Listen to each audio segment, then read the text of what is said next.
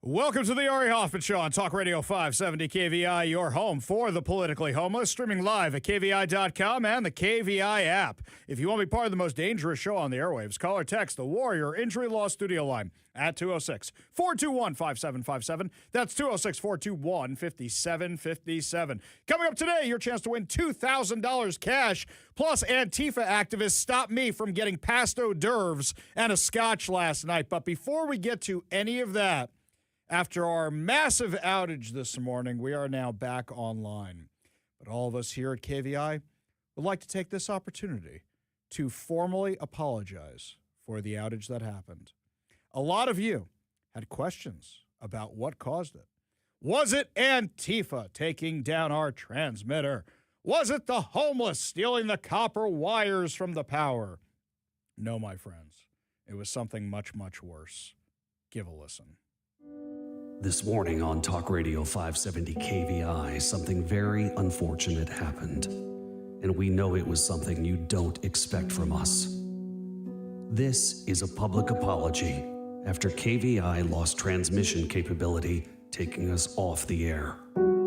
There is an individual to blame, a rogue squirrel on Vashon Island.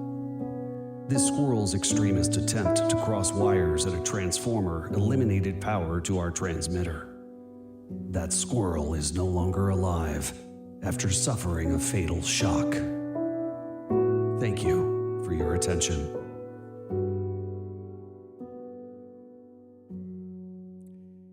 Yes, a squirrel. I kid you not. A squirrel got himself or herself, we don't judge their gender, we haven't checked yet, got themselves electrocuted by going into our wires, and that is what took down the KVI transmitter. I think it was an Antifa squirrel.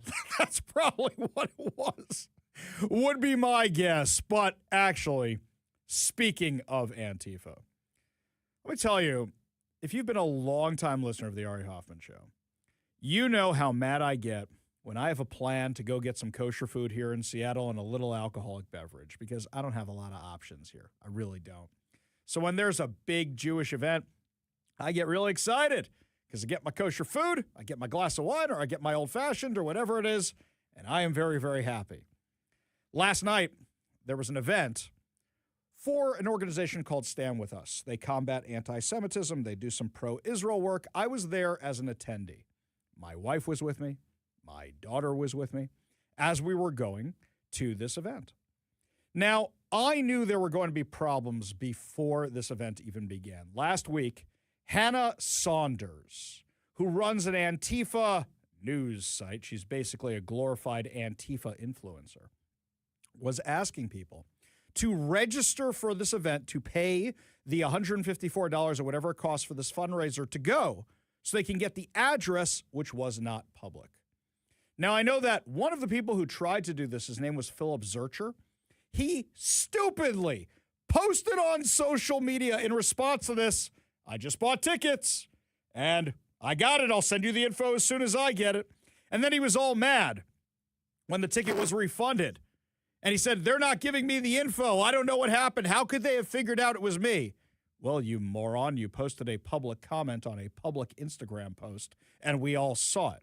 But somebody else was more clever. Oh, by the way, Philip Zurcher works for the Federal Aviation Administration. You know, last time I checked, we have a bad track record of terrorist types and airplanes. Maybe they should do something about that. So what happens is somebody else bought a ticket, gave Hannah Saunders the address, and she blasted it into the internets. Now, mind you, this organization has their event at the same location every year. Shouldn't have been hard to find it. It's at Town Hall in Seattle, but they knew there would be a security risk. So we knew activists were coming. Anywho, I'm not running this event. I'm not in charge of this event. I'm just looking forward to my food and wine or scotch or whatever it is they got at this place, and I'm really looking forward to it. I get in the car with my wife and my daughter, and we start driving to the event. While we're driving, I get a text from a friend of mine who's at the event. And she says, Ari, don't go to valet parking. Now, because this event is in downtown Seattle, I usually do go to valet parking because I don't want to drive around looking for the parking. And I don't want to risk that I have Seattle snow on the ground when I come back to my car. But what happens is she says, don't go to valet parking. And I said, why not? And she says, the valets have run off and quit for the night because there are so many activists who are here. They're afraid of getting back to the venue. They're afraid of what's going to happen to the cars. And they're not working right now. And I said, how many activists are there? And she says, a lot. And I said, well, at least now we know what we're driving into. So we show up at the venue. Town Hall Seattle is not Seattle's Town Hall. It's a place that's called Town Hall. I think it used to be Town Hall of some kind, like a church or something like that. It's a big, beautiful, old school building here in Seattle. A lot of people have venues. A lot of people have events at this venue. So as I'm pulling up to this thing, you can already hear the chanting. And you can already hear the shouting from the Antifa, anti-Israel, pro-Hamas, communist activists. And before you guys start saying, oh, they're just pro-Palestinian, they're not. Some of them are wearing Hamas T-shirts. Some of them are wearing Hezbollah T-shirts, waving communist flags. They made no secret about who they are. In fact, multiple communist groups are mad that I gave credit to certain activists for organizing this thing and not them. So, when the Seattle Times and Cairo 7 says they're just pro-Palestinian activists, they are lying. That is bad news coverage, and you should ask why they did that intentionally when the activists themselves say we are Antifa, say we support Hamas, say we support Hezbollah, say we are socialists, we are Marxists, we are communists. They all said it. They all broadcast it. They all have the flyers, the banners, the T-shirts, the everything. What I couldn't figure out was why they were all so close to the building. I didn't see Seattle Police Department anywhere. I don't know if that's the fault of the organizers. I don't know if that's the fault of calling Seattle Police and asking for help. When I do an event, my security sets up a huge cordon around the building so nobody can get into that sucker. And then maybe if Seattle Police shows up, then that's an added bonus. But these lunatics were right there, right at the valet station, right next to the building, front and back, trying to block the entrances. So now I got to find parking. So I find a Seattle parking lot not too far away. A bunch of other people are there too, and we walk in a group over towards the building. As we're walking in a group over towards the building, you hear the chanting, you hear the yelling, you hear the screaming. People are throwing themselves on the street which is now covered in fake blood. They're threatening us. They're throwing slurs at us. In fact, while we were driving, one of them pointed at us and made the cutting image across his throat as we were going to my wife. This is what it was like when people were walking to this thing. Seattle! Genocide supporters! Seattle! Genocide supporters! Yes, to the left! Genocide supporters! Yeah, and they were physically assaulting people. They were physically blocking people. They were throwing things at people, paint at people, you name it. They were doing all that stuff. What happened when I showed up to this fun? Because they recognized me right away.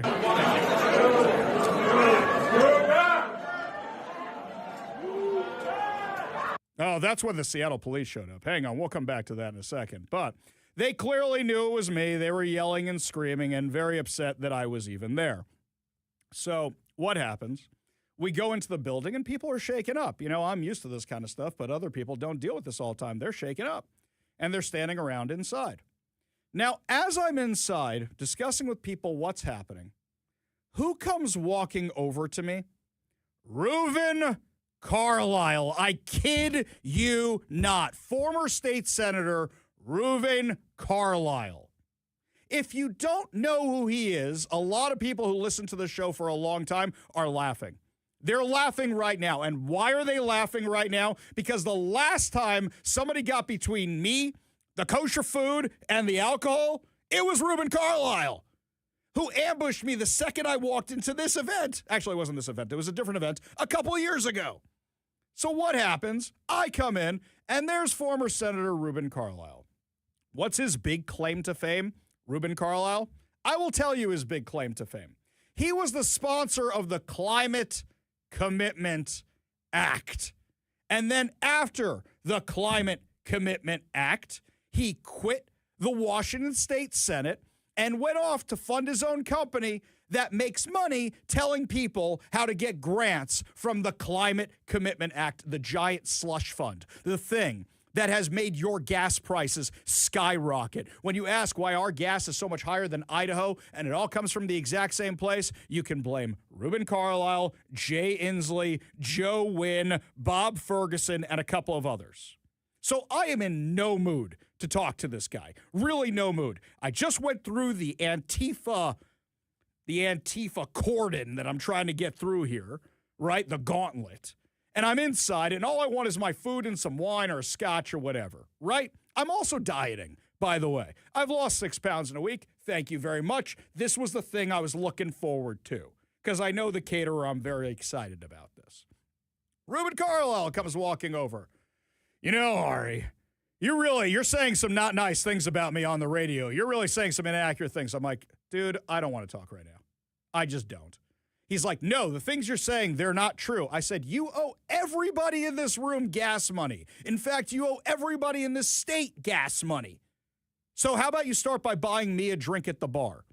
And he's like, that's not true. That's not what's going on. You say a lot of bad things about me. And then he put me over the edge. He said, Ari, I'm a Jew, and you're saying a lot of lashon hara about me.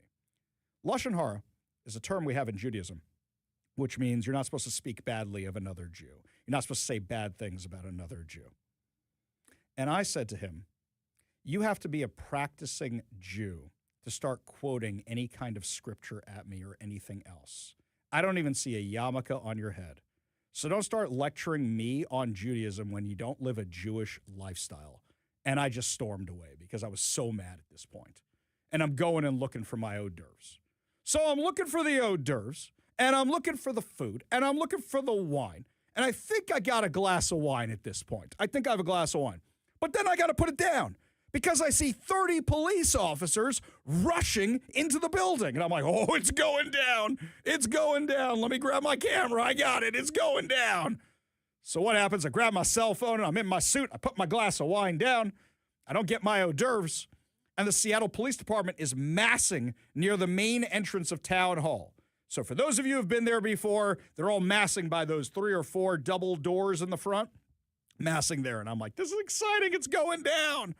And what happens? The Seattle Police Department go out through those doors in the gear that they have. They go out through those doors and start ordering the crowd to move back. Start ordering them move back, because they're blocking the entrances. People can't get in. They're blocking the exits. People can't get out. Personally, for me, I think that's imprisonment. I think that's what it is. I think it's false imprisonment. Anywho, so what happens? I get video of this.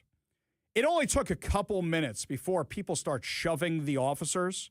And like I said, some of the attendees at this event were assaulted as well. So it only takes a couple minutes until they start assaulting the officers. And then the Seattle Police Department did their thing.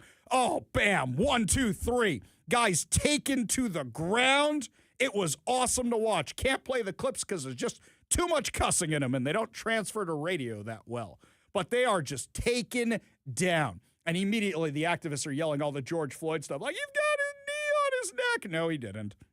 From any camera angle, you could see it. They start lying, you pigs, you this, you whatever, blah, blah, blah, blah, blah. Start getting all mad about this. And I'm getting video of all of it. You can see it over on my socials, Ari Hoffman Official on Facebook and Instagram, The Hofffather over on Twitter. It is all up there right now. You can check it out. So this happens, and then the event starts going.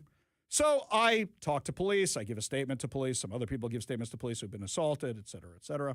Okay, fine. It's all going fine. But these lunatics do not stop. So now the event is going off without a hitch. And what they're mad about is that one of the speakers at the event is Noah Kochba. Noah Kochba was a former IDF medic, but she was also Miss Israel, and they're really mad. How dare Miss Israel be talking? I think it's probably because she's more attractive than any of these little piggies that work for Antifa. They're probably really, really mad about that. Ladies, I will tell... Oh, I'm sorry. I shouldn't assume your gender, whoever you are at Antifa. I will tell you something. The septum nose ring just makes you look like a little piggy. It is not something that anybody finds attractive at all. You do not look edgy, and when you all do the same thing, you do not stand out as an individual. Sorry, I know you're not supposed to comment on a woman's looks, but you all look ridiculous. I just see that thing and I go, little piggy. That's just what I think. Oink, oink. So, what happens? Now, you've got them all yelling and screaming outside, and they're all mad because the cops have made 3 arrests. This is all happening while the speeches are going on upstairs, the fundraising, the talking about combating anti-Semitism, while this is happening outside in Seattle. Absolutely bonkers. So, now I've got a minute. I find my glass of wine, can't find it, go back to the bar, get my glass of wine, talk to the police a little bit. Some more activism starts. Then I'm like, I wonder what's going on outside because they're getting pretty loud, and I wonder if they're disrupting the event. They didn't. But anywho, here's what was going on outside when they saw me. Ari Hoffman, you're a Zionist. You're a propagandist for genocide. I shame you. I denounce you. You are a Nazi. You are a terrorist. This is America. Charming people, aren't they? They're lots of fun. That's my personal fan club that shows up at these events. Oh, by the way, that dude, all his information is over on my social medias. He runs a martial arts studio. Lebanese citizen who immigrated to the United States. Hey, ICE, you're going to be getting some emails from me tonight. We're going to check his immigration status. We're going to see who this fella is. Now, of course, there was this one funny moment. You know who else was out there? Bennett the protester. Bennett the protester was out there, and he's all mad that we still don't take his calls on the show after he got banned for, doxing my synagogue and spreading all this nonsense about me online. So Bennett's out there. If you couldn't hear that, it was Ari, answer your phone. He's mad we don't pick up the phone for him at KVI. And then you hear somebody go, oh, Bennett, because he's just known at this point. So then you got an issue. The building is surrounded by Antifa, by the communists, by the Marxists, by the socialists, by the pro-Hamas types. The building's surrounded. How do you get everybody out? So while the police are coming up with the strategy, the event's still going on, but then it's time for everybody to leave.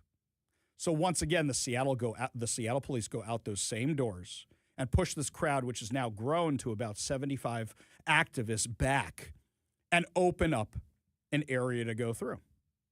Now, people had told me already that their cars had been damaged. People tried to rip the mirrors off their cars. And I told them, file the reports with the police. And by the way, anybody who was at this event last night who had any physical contact whatsoever, or anybody assault you, hit you with anything, throw anything at you or your vehicle, file a report with the Seattle Police Department right now. So what happens? As everybody's trying to leave, the Antifa types and everybody are trying to stop them. So the police are able to push them back. You're talking about like 50 police officers. Go out the front doors and push them back around the corner. So now everybody can leave, but there's only one way out.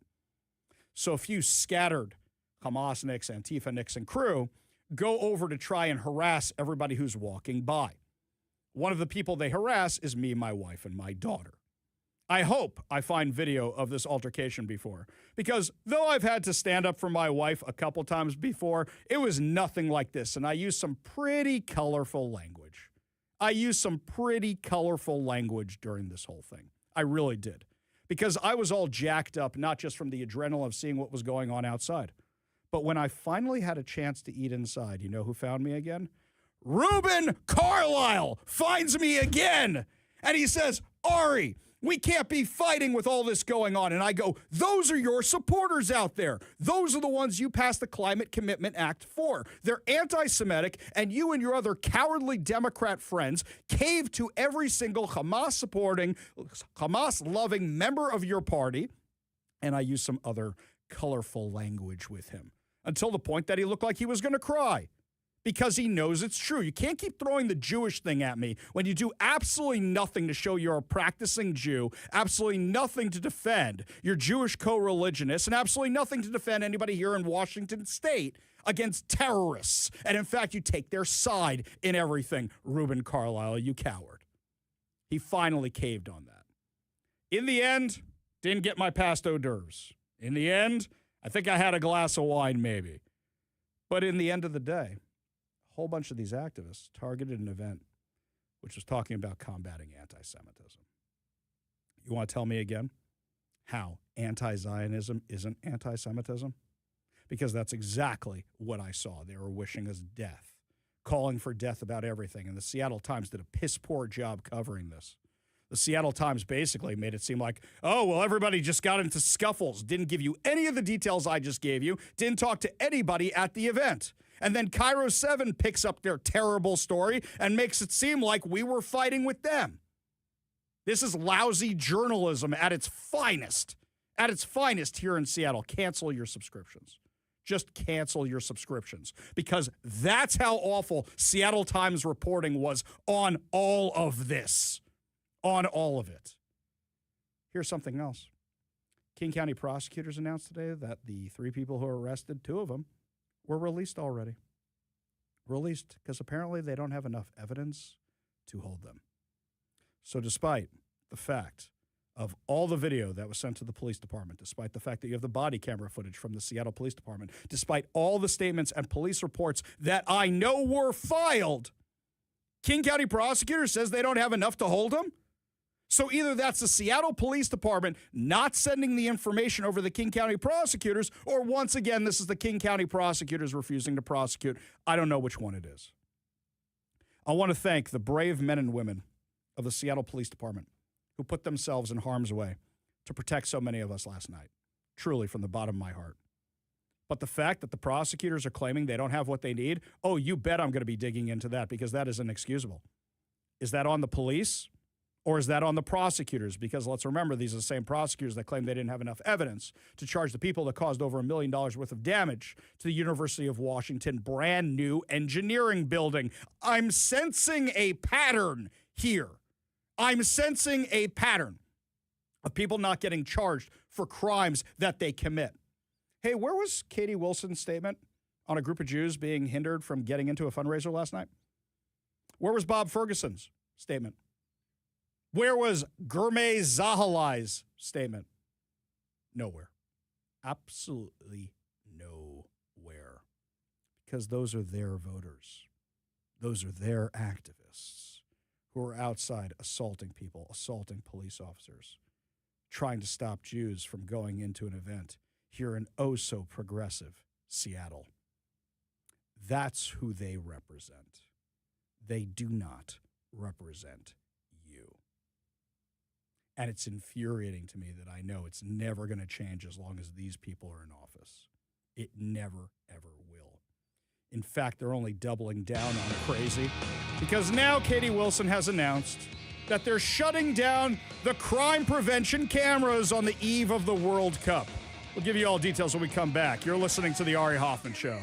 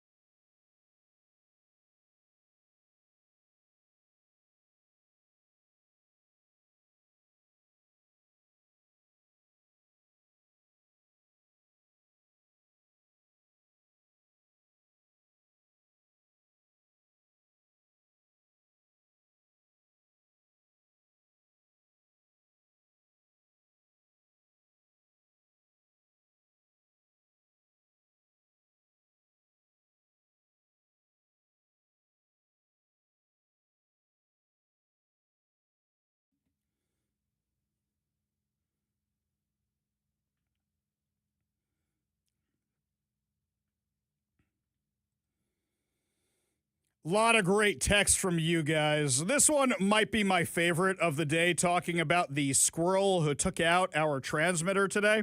This one's from Matt. Globalize the squirrel tifada. I like that one. Matt wins text of the day. That's good. This one here from Matthew in Auburn. If a squirrel is capable of taking out our radio transmissions, I'm very, very worried about our grid system. Yeah, tell me about it. R.I.P. Squirrel. You guys are funny. You guys are very, very funny. We go back to the Warrior Injury Law studio line. Take a call from Ted in Gig Harbor. Ted, what's up, man?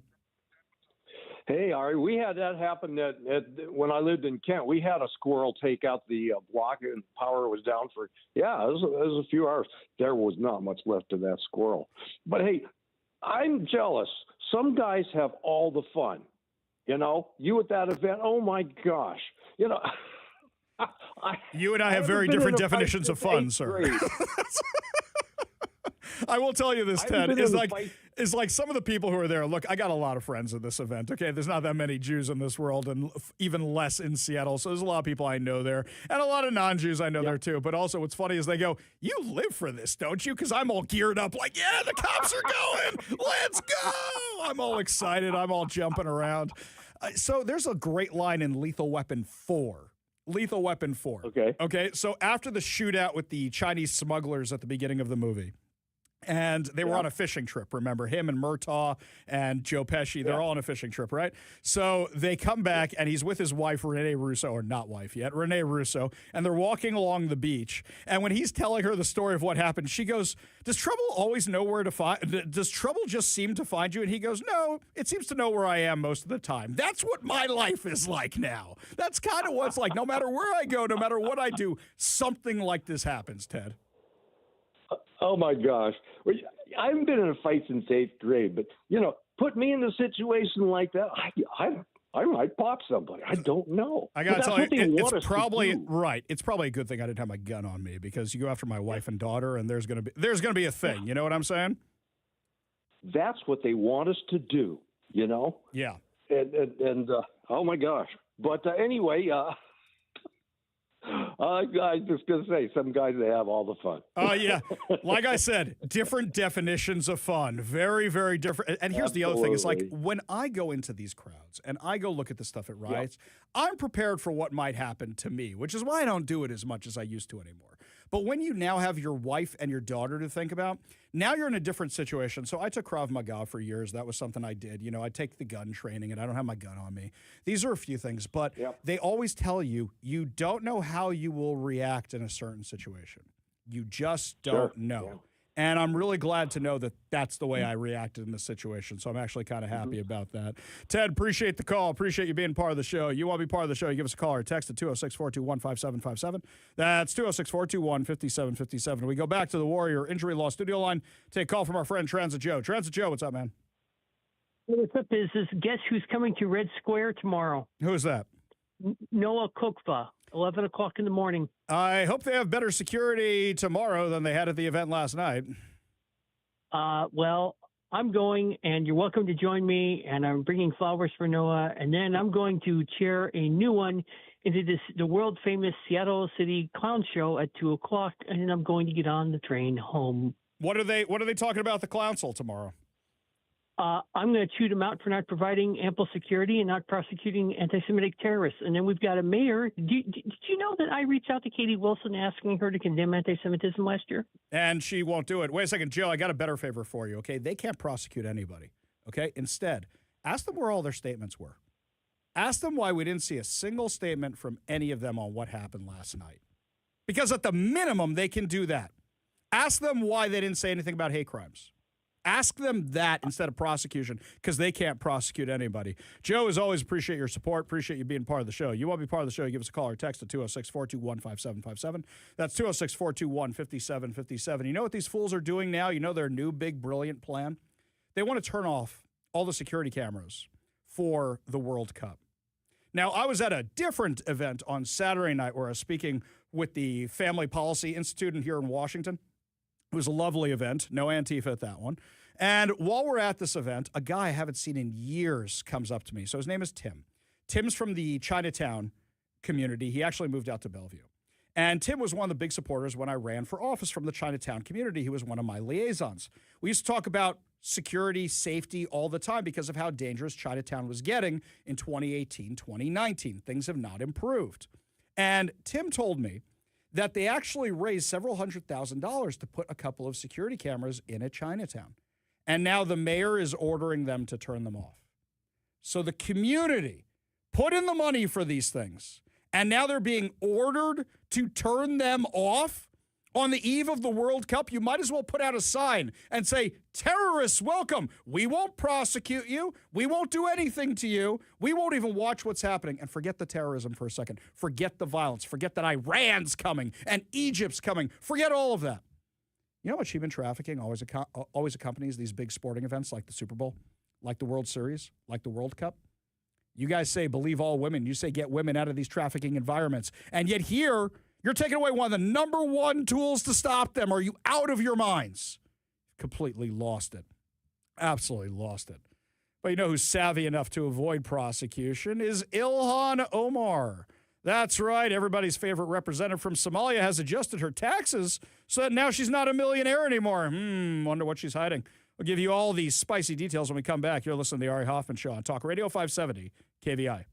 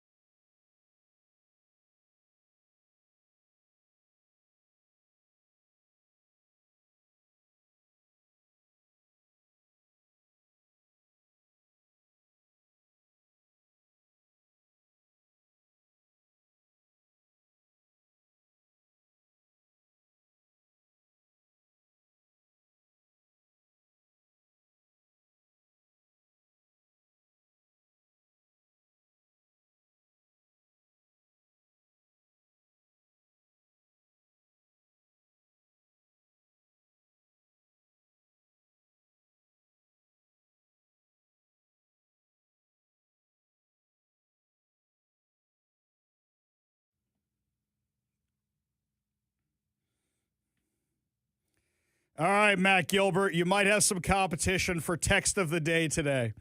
Do you remember the last time we got taken out? It was by a massive hack by the Russians. So from the 360, they're talking about what took us out today after hearing that it was a squirrel. And they wrote, it was probably conspiracy from Musk and Squirrel. That's my favorite. Oh, I love that one. I used to love that stupid show. I know it had been in reruns for like 30 years by the time I watched it. I even liked that stupid movie. The stupid live-action Bullwinkle movie was shockingly good because it was just as dumb as the cartoon. It was just as stupid. I actually really, really like that stupid movie. Man, unbelievable the stuff that we put up with around here. Squirrels taking out equipment, Antifa at every turn. And then there's Ilhan Omar. So, according to Fox News, Ilhan Omar is now saying she's not a millionaire and blamed a major accounting error after a congressional financial disclosure listed her assets as high as $30 million. An amended filing reviewed by the Wall Street Journal shows Omar and her husband's assets are now between $18,000 and $95,000. A sharp drop from an earlier disclosure that estimated their holdings between $6 million and $30 million. Time out. If you said to me, they're now somewhere between $60,000 and $300,000, I'd say, okay, you put a decimal point in the wrong place. You put a comma in the wrong place. Too many zeros, not enough zeros. But you go from 6 to 30 million to 18 to 95,000. That's a hell of an accounting mistake, especially because it puts you in different tax brackets. Why would you file a return which puts you in the top upper crust of those who make money in this country as opposed to the bottom level? Why would you do that? Why would you put it on financial? Okay, let me tell you something. Anybody who's only got between $18,000 and $95,000 in holdings knows they only have between $18,000 and $95,000 in holdings. Anybody who has between $6 million and $30 million knows they have that. So, no problem. Ilhan Omar, give us the announcement that you fired your accountant. What's the accountant's name? Who is the accountant? Who prepares your taxes? Who did this? I don't believe you. I don't believe you at all. Her spokesperson, Jacqueline Rogers, says the amended disclosure confirms what we've said all along. The Congresswoman is not a millionaire, really. Where's the House Ethics Committee? The revised disclosure came after the Office of Congressional Conduct requested additional information earlier this year. Oh, I see. Right after they ask for your records because they see you're making millions of dollars on a member of Congress's salary, on the fact that you have all these millionaire donors who are now behind bars for all these scandals involving the Somalian community.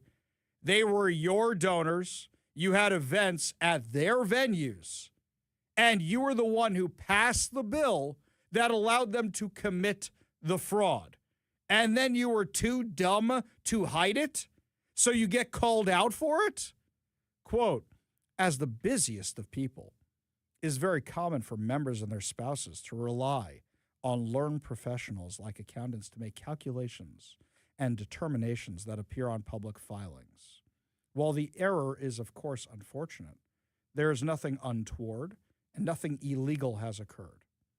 As somebody who has run for office before and knows about these filings, let me tell you something. I'm not the best at math. I'm not. So you know what I did when I ran for office? I had an accountant guy. And I went over every line of what that dude sent me because I didn't want anybody calling me out for anything or any problems or getting fined for anything. You review these things. You look at these things. And members of Congress being busy, you guys were just on recess for weeks. And this thing was filed months ago after another recess. Plus, let's not forget, they all leave town on Thursdays so they can be home for the weekend because they're oh so busy, our members of Congress. The amended filing shows Omar reported between $102,000 and $1 million in income in 2024 from assets she and her husband own. According to the journal documentation attached to the attorney's letter, showed $213,000 in distributions to her husband. Wait, is this her brother? Husband, brother? I get all the relationships confused. From his venture capital management firm and $3,000 from a winery. Whoa. Aren't they Muslim? Aren't they Muslim? How much alcohol you guys consuming or invested in as Muslims? I'm a little confused. Do you believe a word of her BS story? Give me a call or a text at 206-421-5757. That's 206-421-5757. Up next, my friends, a field trip for a school in California decided to separate kids by race.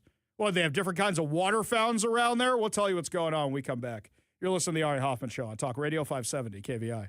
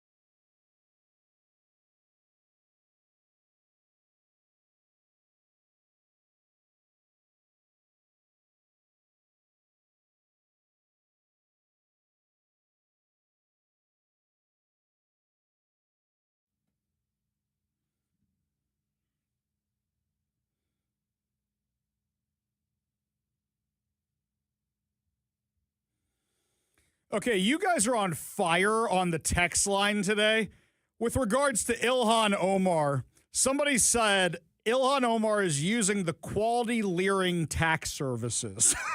Somebody else wrote, wait, do you take a double deduction for her brother or husband? Is it a dual dependent? Is that...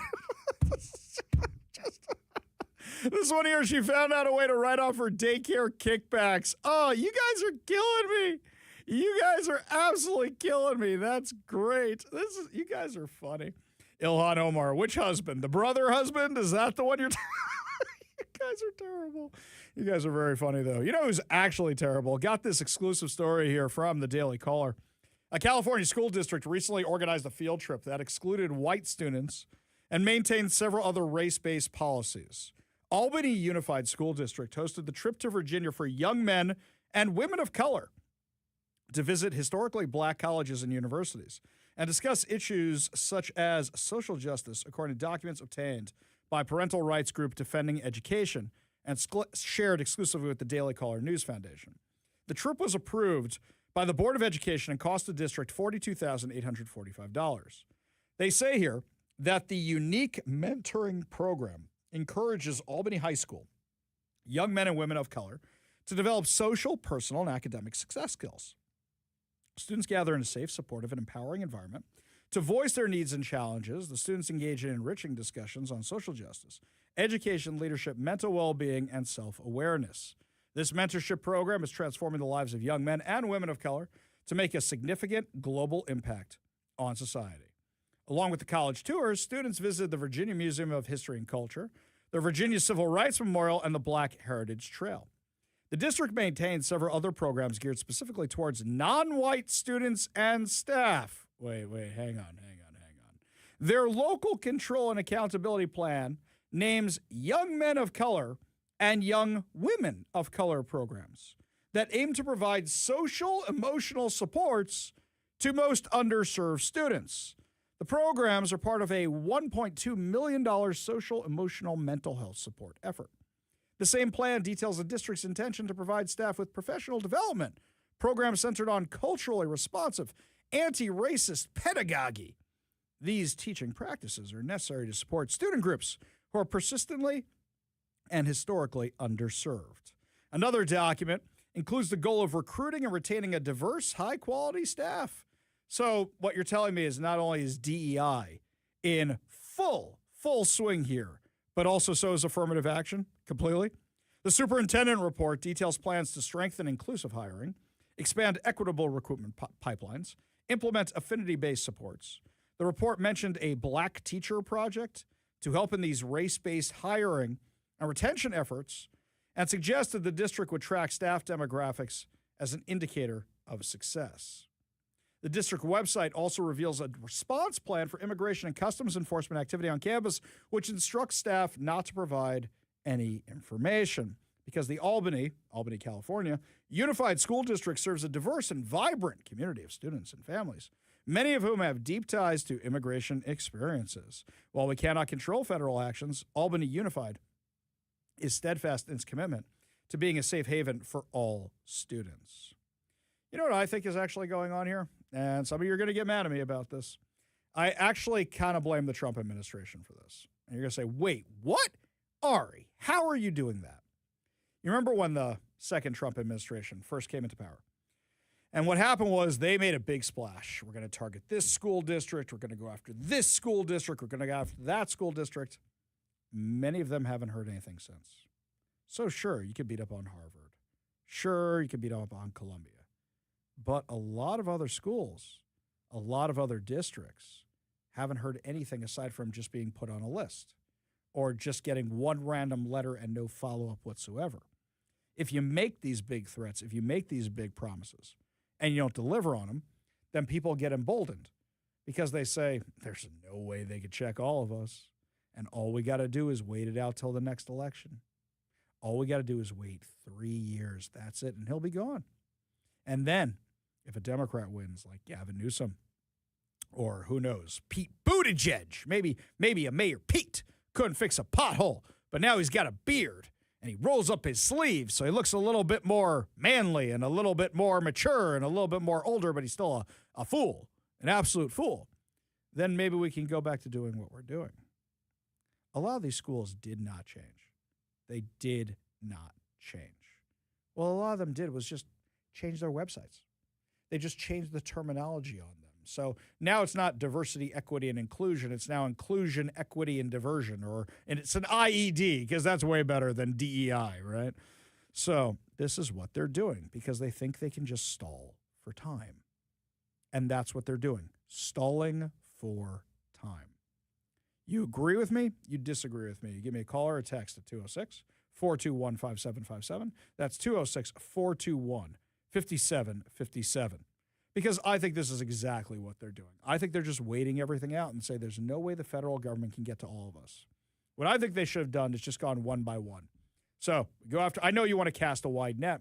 We haven't heard them doing anything in a really, really long time. What about University of Washington, Seattle School District, Fife School, all these other school districts around here were on these lists. Now, University of Washington has been actually trying to fix things on their own. And some other groups have been doing so as well because they don't even want to deal with this mess. But in some cases, they've gotten better, and in some cases, they've gotten worse. So the question is, do you think they're just stalling for time? I think 1,000% that is exactly what they are doing, stalling for time. This one here from Becky in Enumclaw. She says over on the text line, Ari, I just tuned in a few minutes ago and found out it was a squirrel that took KVI off air.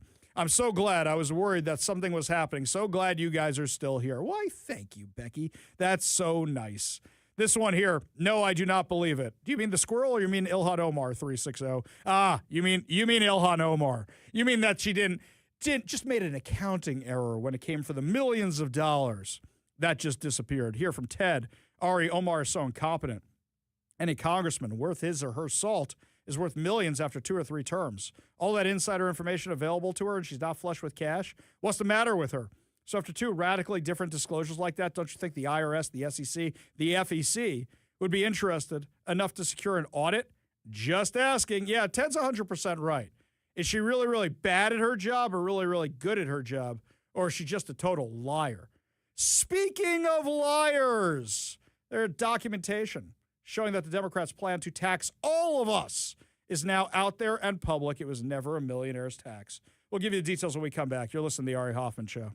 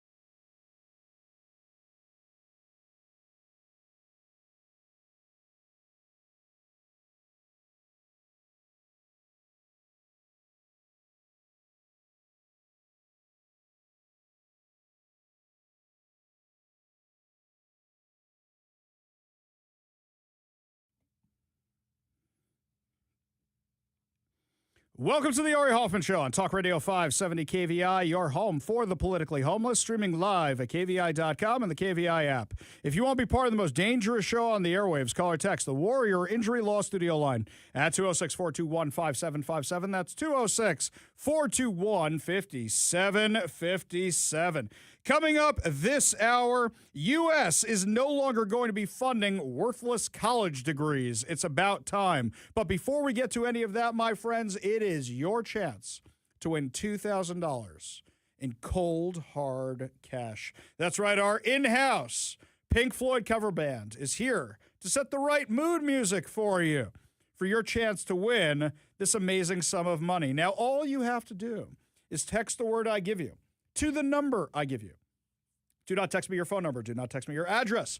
Do not text me any other personal information, and only to the number I give you. And then you will be entered for the chance to win $2,000. Today's word is bounty, as in the HMS Bounty, as in what a bounty it would be to win $2,000 in cash. B-O-U-N-T-Y, just like the paper towel. Bounty. Text the word bounty to 206-421-5757. That's 206-421-5757 for your chance to win. And remember, only text once and do it before 4:30. You're going to need that money, and I'll tell you why you're going to need it.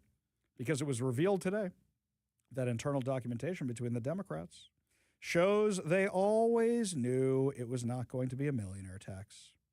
That from day one, they planned on this being a full-on income tax. Joining us now on the Warrior Injury Law Studio line, the man who filed the public disclosure and found out all this information, the one and only investigative journalist for the Center Square, TJ Martinell. Thanks for being with us today, buddy. All right, glad to be back on again. So really quick, we don't normally have you on back-to-back this close. I think we just had you on last week. But I know. I was about to say. You found this news, so tell us what happened. You filed a public disclosure request for what exactly? I was just curious what advice, legal advice, the Attorney General's office was giving as to the legality of this tax. And I didn't expect to get anything back because I wasn't sure if it was going to get exempted or redacted or whatever, because some of this stuff, anything dealing with legal advice, or just what was other people saying to them about this. And what I got the other day was this massive batch of records containing communications internally with the Attorney General's office and state lawmakers. And what's crazy is they weren't giving legal advice on whether or not the income tax was legal under current state Supreme Court rulings. What they were giving them counsel on was how to undermine it, how to get it overturned.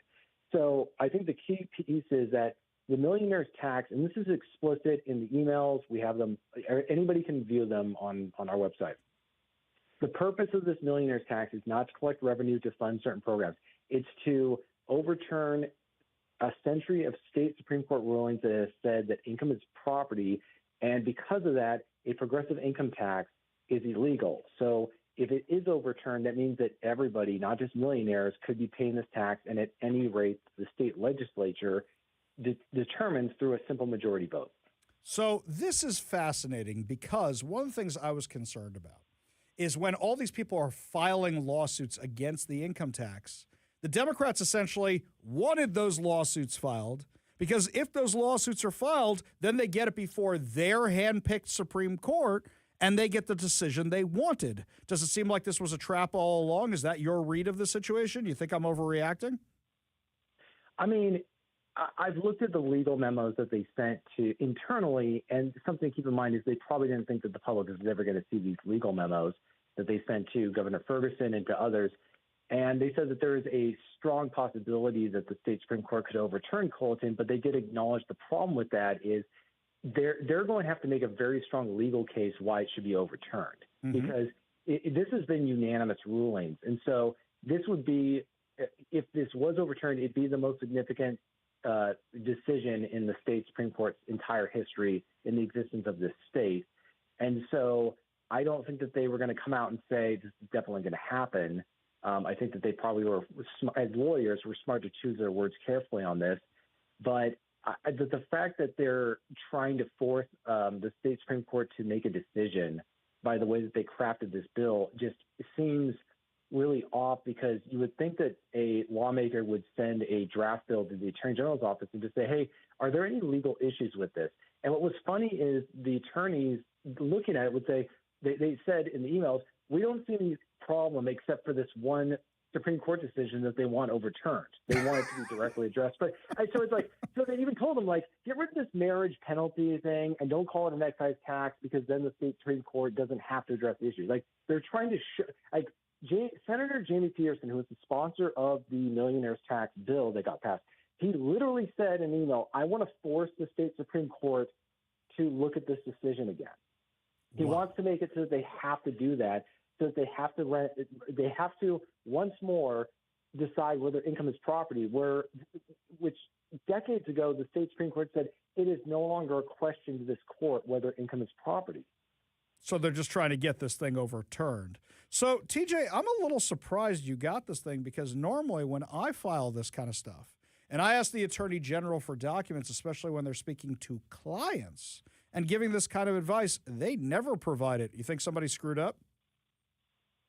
That is going to be the the millionaire's dollar question. Is how did I get? I mean, yeah, because because for people who aren't familiar with the legal community, the Attorney General's office is the attorney for the state legislature, and also when they're discussing legal stuff, that a lot of stuff is exempt under attorney-client privilege, and sometimes they can make mistakes. One of the first stories I ever wrote for the Center Square had to do with internal emails that was accidentally delivered to someone through a public records request. So I just think that there's going to be a lot of questions. This is definitely not going to be a one-time story. There's going to be, I sense, ramifications of this moving forward, but it's also going to be for the state Supreme Court justices, some of whom are brand new. It's now out in the open that they're being forced to address an issue. So, how does that weigh into their decision making, where they, one could say that they could feel like they're being manipulated into having to address something that, I think the other part is when Solicitor General Noah Purcell was advising Senator Pearson on his bill, he said, hey, there's no emergency clause. You could have a referendum run against it. Mm-hmm. Gotcha. Right. Which is okay. I'm so mad. Today you're just making me more mad, TJ. That's not why we have you on this show. Okay. All right. Let me back up a second here. You've mentioned Jamie Peterson a lot. Pie crust promise Jamie Peterson. Who from the Attorney General's office is on these threads, or Solicitor General? I mean, are we talking Nick Brown's involved in this? Who are we talking about here? No, Nick Brown was actually not involved with this, which is kind of interesting. It was Noah Purcell, and then there's senior counsel for the Attorney General's office, and then there was a couple of other people who were providing advice. And so it's interesting how everything is very explicitly centered around getting Culleton overturned, which is just interesting, as the Attorney General is also tasked with upholding the state constitution, right? And defending the Constitution of Washington State. And yet they're having conversations about how to get a bill to force the Supreme Court to potentially overturn the Constitution, which a century's worth of state Supreme Court justices, including one who's involved in a lawsuit against the millionaire's tax, who's saying that all this stuff. So it's such a strange thing for the Attorney General's office. They're not saying, hey, we're not comfortable with giving you advice on how to overturn a century's worth of legal precedent where the state Supreme Court has said we're not taking up this issue ever again. So, and then there was also the recent Quinn decision that, anyways. Yeah, no, that's fine. Explain the Quinn decision. This is important stuff for people to know what's going on. Explain it. Yeah, so they passed a capital gains income tax, and it's an income tax, whether they want to call it, a rose is a rose by any other name. But the reason they got it upheld by the state Supreme Court is they called it an excise tax. But what that also allowed the court to do was avoid taking up the issue of whether income is property. So there were Attorney General's staff who were telling them, do not call the millionaire's tax an excise tax, because that allows the court to avoid taking up this issue. So everything was tailored so that there was nothing legally wrong with this bill except for the one thing they want overturned. So what is their legal grounds? And what is their justification? And what is their excuse? And what is their definition of property not being, of your income not being your property? This is insane. I mean, anybody can go, you got to look it up, but there was a 1930s pamphlet that was released, and it's available on the Secretary of State's website, where the pro-argument for this one state constitutional amendment that the entire state Supreme Court decisions are based on, where they're saying we need this amendment so that we can tax income as property at a different rate than land, because you don't tax income at the same rate as land because of different stuff. They wanted to tax the income from stocks and bonds. This was in the 1930s during the Great Depression, when land value was, very low because of everything that was going on, the foreclosures. So literally the pro pamphlet in the voter's guide is saying this amendment, the 14th Amendment, is intended so that we can tax income as property. So I don't understand how they could, which I looked at the legal memos. None of them said address this issue, that this is what the proponents at the time were saying. And so they're trying to go to other states and say, well, other states don't consider income to be property. But they don't have the definition that we have in our state, which is property is defined as all things tangible and intangible subject to ownership. And since then, the Supreme Court have said, how can income not be subject to ownership? Crazy. Basically what they're saying is you don't own your own income. Right. So Jamie Peterson trying to make this excuse, the audio clip we've played time and time again of him trying to explain, hang on, I want to make sure I get this right, TJ. You correct me if I'm wrong on this. He said, it's like an illegal immigrant in the United States who's not a citizen, but not illegal. And I'm just like, what the hell are you even talking about, man? Is that referring, so like kind of like how the millionaire's tax is not illegal, but it's not legal? Right. Exactly. Like all these members of the Washington State Legislature saying, we swear to uphold the Constitution of the United States and Washington. Here we go. Let's vote to violate the Constitution of Washington. And we're going to applaud.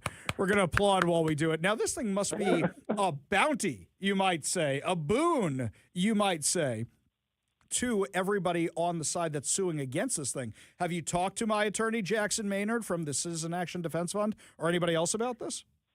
I mean, he did weigh in on it. He didn't have, he didn't see the documents at the time, but he did say it's concerning that the Attorney General's office was participating in this, as opposed to just saying, look, we can't give you legal advice on how to overturn a court ruling. We can give you legal advice on whether or not it's legal. That's it. And the issue, though, is that the Attorney General's office is a partisan office. The Attorney General is an elected official, but he's also, it's a partisan role. And so that's separate from – what's interesting is the Senate has its own legal counsel separate. They don't supersede the Attorney General's office, but they could have gone to the Senate counsel and said, hey, like, how do we craft this bill? They went to the Attorney General's office, and they all just accepted the fact that we're doing this to overturn a Supreme Court ruling. And it's not just some random one. It's not an obscure one. It means that everyone in the state could be subject to an income tax at any rate. That's the problem with saying, oh, it's a millionaire's tax. It's the wealthy can pay their fair share.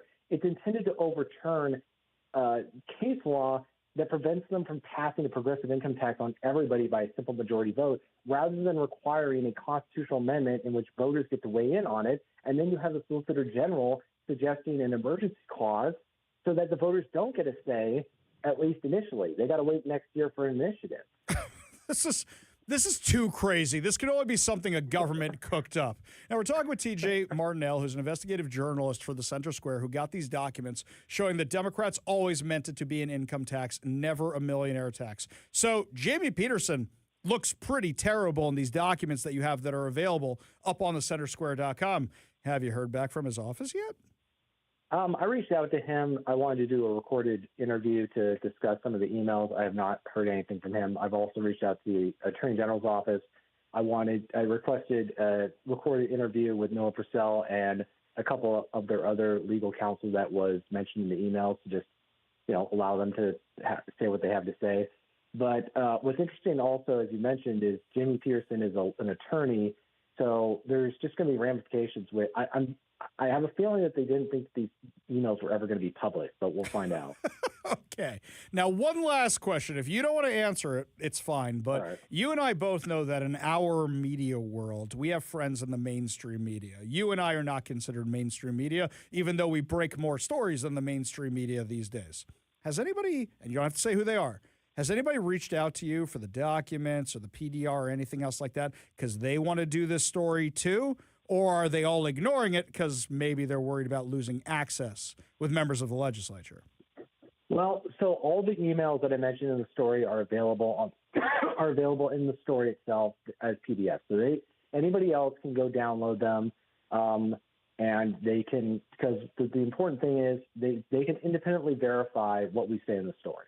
Mm-hmm. So no, if people think that we misquoted somebody or said something that wasn't true, well, the PDFs are there, so anyone can independently verify it. So they don't have to directly reach out to me for permission, but it's just going to be interesting to see how this story picks up in the coming weeks and what ramifications this might have, because I'm still expected to get more records. This public records request is not done. Okay, hang on one second. Just while I have you on the line, just before I let you go. Okay, I'm just doing a quick search of all the local news outlets, okay?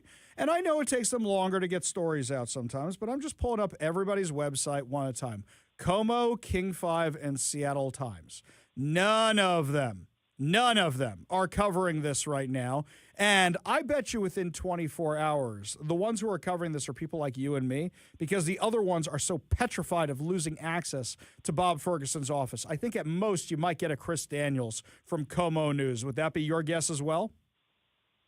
I mean, I hope that everybody is willing to look into this and, do their own research. But yeah, I just wonder, because I've done a bunch of stories I've talked about with you that were basically picked up by nobody else, and that some critics of mine tried to use that against me, and I just said, well, that just means I'm doing my job, and that's kind of the reflection on others, not myself. Exactly. I say that all the time. I go, why didn't you do the story? They get mad at me sometimes for doing stories, and I go, you moron should have done the story yourselves. TJ Martinell, investigative journalist for the Center Square. Incredible job. Good on you for doing the story nobody else was able to get. Thank you so much for covering this and blowing a hole in every single lie the Democrats have been telling us for the better part of 6 months now. Appreciate you being part of the show, buddy. Yeah, thanks for having me on, Ari. Always a pleasure.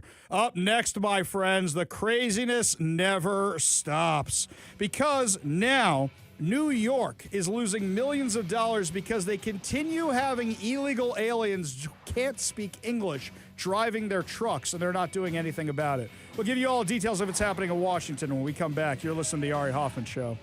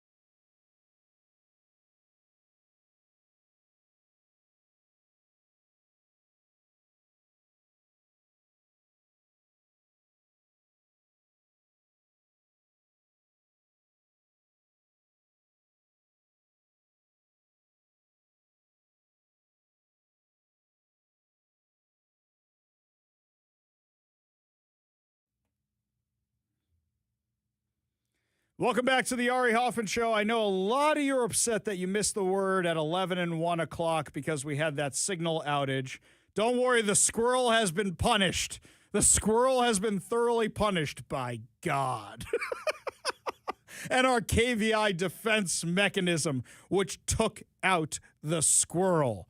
That's right. If you missed it earlier, my friends, you know that KVI was offline for a few hours today because something happened out at the transmitter. Here's what it was. This morning on Talk Radio 570 KVI, something very unfortunate happened. And we know it was something you don't expect from us. This is a public apology after KVI lost transmission capability, taking us off the air. There is an individual to blame, a rogue squirrel on Vashon Island. This squirrel's extremist attempt to cross wires at a transformer eliminated power to our transmitter. That squirrel is no longer alive after suffering a fatal shock. Thank you for your attention. The squirrel has been punished. You know what I think? It was a homeless squirrel. Didn't have a home. It was stealing the copper wiring from our power cables. That's what it was, right, Kevin? Someone said that on the text line. They said, "You sure this wasn't a homeless person by the name of Squirrel?" Yeah, that's what it was. Just try to steal the wiring. I mean, that's some brutal homelessness out on Vashon, man. If you're out there, if you're on Vashon and you're homeless, and you're going to KVI Beach or wherever to go to our transmitter, to go steal parts of it, that squirrel.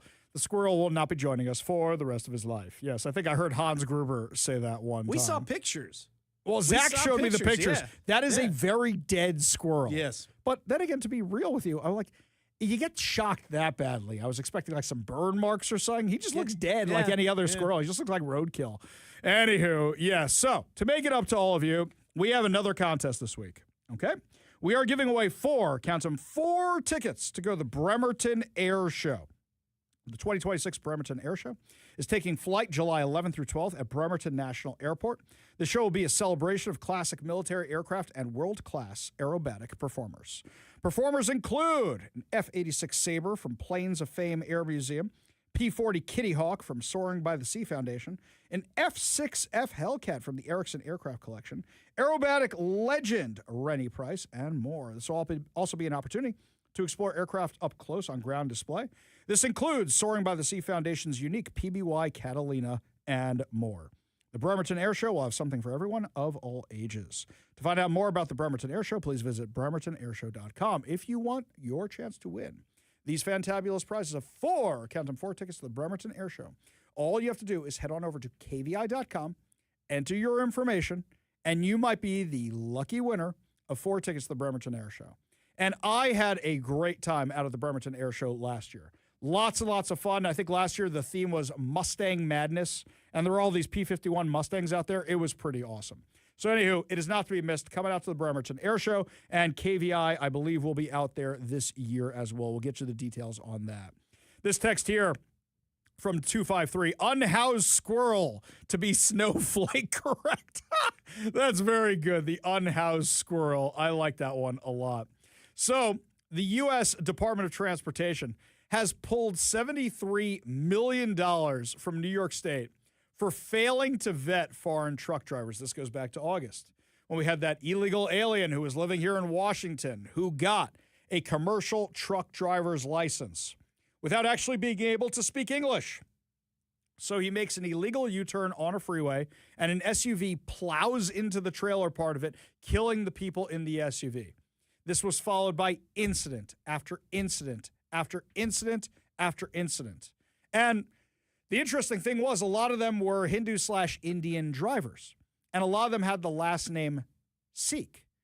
So something happened this weekend when I was out at the Pacific Institute family event this weekend.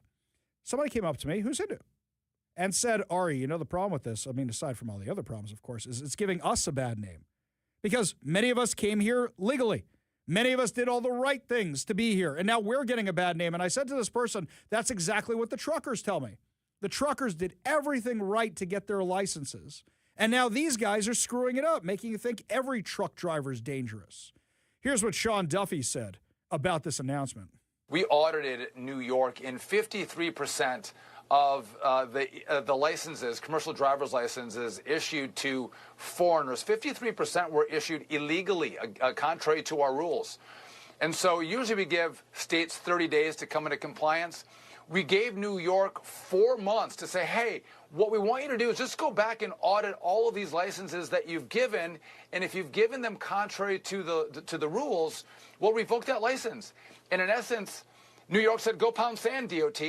And so this is the first step. We said, okay, we're going to pull the $73 million.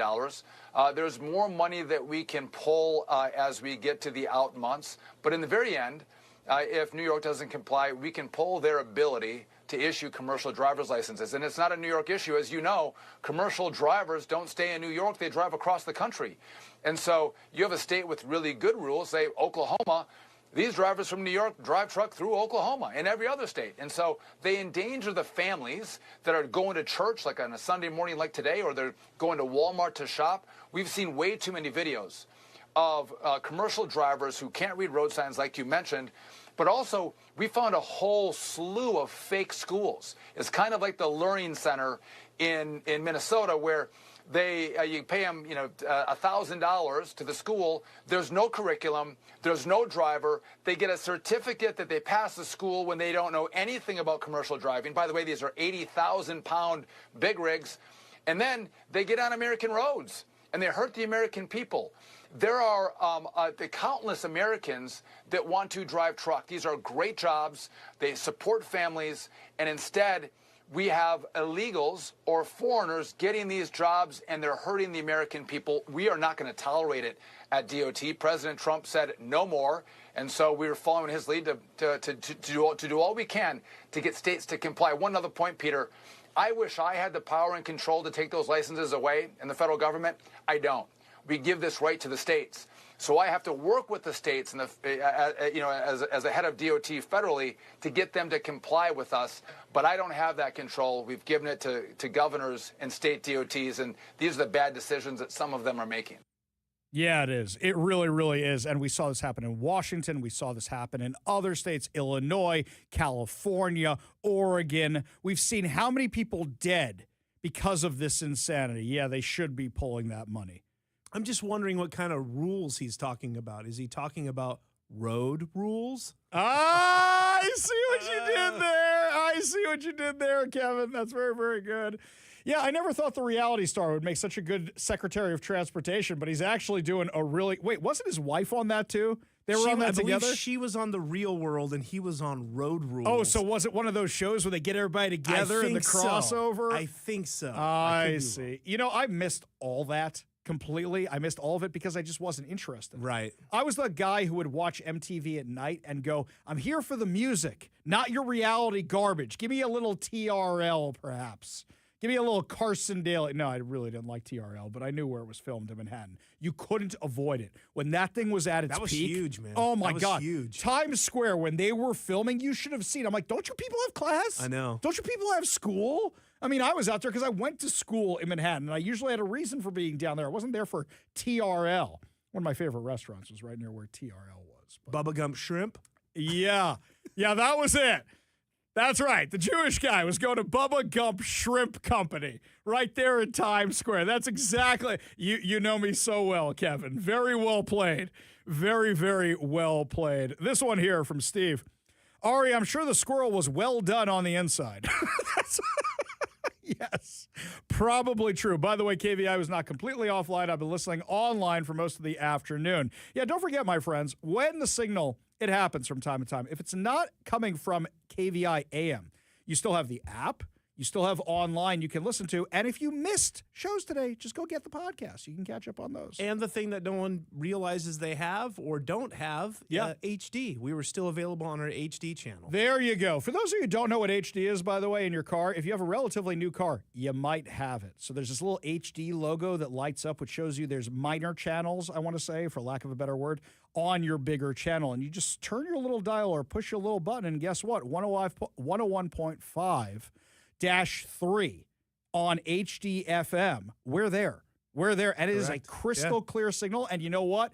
You also do not have to deal with all the bus lines. So when you're driving in Seattle or anywhere else, you don't have to hear the when you're driving, right? None of that. Up next, my friends, we got a whole lot more to discuss as the show continues. Our friends from Battlefield Addiction will be stopping by to discuss with us this insane tiny home business. Also tell us about how you can help. You're listening to The Ari Hoffman Show on Talk Radio 570 KVI.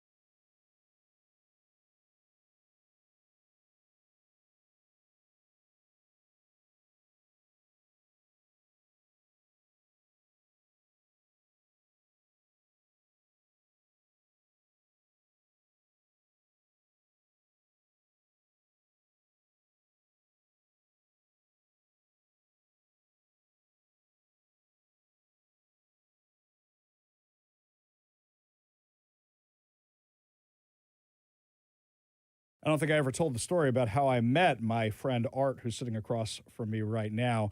It was right after Seattle is Dying premiered, and I was running for Seattle City Council at the time, and I got a call from Battlefield Addiction. I got a text from Art, I think it was. I think he got my number from Como News or something. And you told me you get it, so many other people don't, about how to solve addiction here in Seattle. And I came out to your facility. I had the best hot chocolate I ever had in my life at your coffee shop that you guys used to run. And I realized the good work that you guys do combating addiction. And you and I and Angie had some really real conversations about how to solve the addiction crisis. Now, Art, before we get too deep into the addiction crisis, you guys have an event coming up, right? Tell us about the event a little bit. Yeah, May 9th, 7th annual Walk Run for Recovery. All the money is going to supplement sober housing and recovery. So I said supplement because we like people to have skin in the game. We don't like giving away stuff for free. We like people to earn what they get. So a lot of people can't afford, have jobs that aren't paying that high but need to live in sober living, and sometimes they can't afford all of it. So we want to help those guys. We also want to get guys funding and get them 3 months before they have to go to work so they can live with us and do our program and get some help and get on their feet. Right. I think that's one of the biggest problems. People assume that the second you get out of rehab, you're good to reenter society, and you're just not. There's so many other adjustments that have to be made. Plus, you have to get back to some kind of regular routine, whatever that routine is. And also, there's the, can you make things right with your family? Can you not make things right with your family? And unfortunately, what I saw in Vancouver, where some people would go in for treatment, and they told me, and I went to the encampment they were in, and they told me, well, we go right out of treatment, and we walk right out the door, have nowhere to go, and we walk right into the arms of a drug dealer who starts selling us the stuff, and the cycle starts all over again.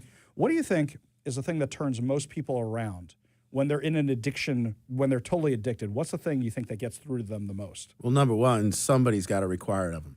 Number one, there's got to be someone in their life, whether it's a judge, a family member, a kid, someone who they're doing it for. People always say, got to do it for yourself. I haven't really experienced that. I experienced people doing it for other people, and then some time it takes for themselves, and they get into it. So for us, there's a body of work that people aren't talking about. There's a body of work that goes from sobriety to independence, and that body of work has wraparound services to it. You see, they say in this housing first model, they talk a lot about wraparound services. Well, they're free. Wraparound services are free. We have those. We can take guys to any type of clinic, a Suboxone clinic. We can take them to the DMV. We can take them to a psychiatrist. We can take them and do all that stuff, and it's all free. State insurance pays for all of it. And we have wraparound services, and people do need it. The problem is when someone's on drugs, it's very hard to get them to go to the doctors. It's very hard to get them to go to the DMV. They can't sit still. So you can't do wraparound services when people are on drugs because they won't use the services. So it's not that we don't have the money to do wraparound services. It's that people definitely need it. It's just you can't do it when you're high. So then a lot of people I talk to, they say that the thing that really got them sober was something really bad happened at home, or they hit rock bottom by going to jail. And yet we have a whole bunch of local officials who say they don't want to do the jail thing anymore, that it's not compassionate, that we need diversion. What would you say to them? Well, it's not that anyone needs, we talk about accountability. It's not, when we talk about accountability, it's not punishment. People need to stop thinking it's punishment. What accountability is, what we're asking for, is we're saying we want to hold this other human being responsible for their own life. We want to make them accountable to making their own decisions and to make them responsible for their life. We're not saying we want someone put in jail and throw away a key and we're mad at them. Nobody's mad at these guys. Nobody's upset or angry. I've never met no one that hated drug addicts. I haven't met anyone. It's not like that. It's like, no, we want them to be independent human beings. We want more for them than this. So it's a requirement. It's requiring something more of people. And this idea that we can't go to jail or we can't do this, we're not going to arrest our way out of that's true. We arrest our way out of crime. And like I say, what's good for the goose is good for the gander. So you arrest somebody for crimes. It also helps them make that decision to stop.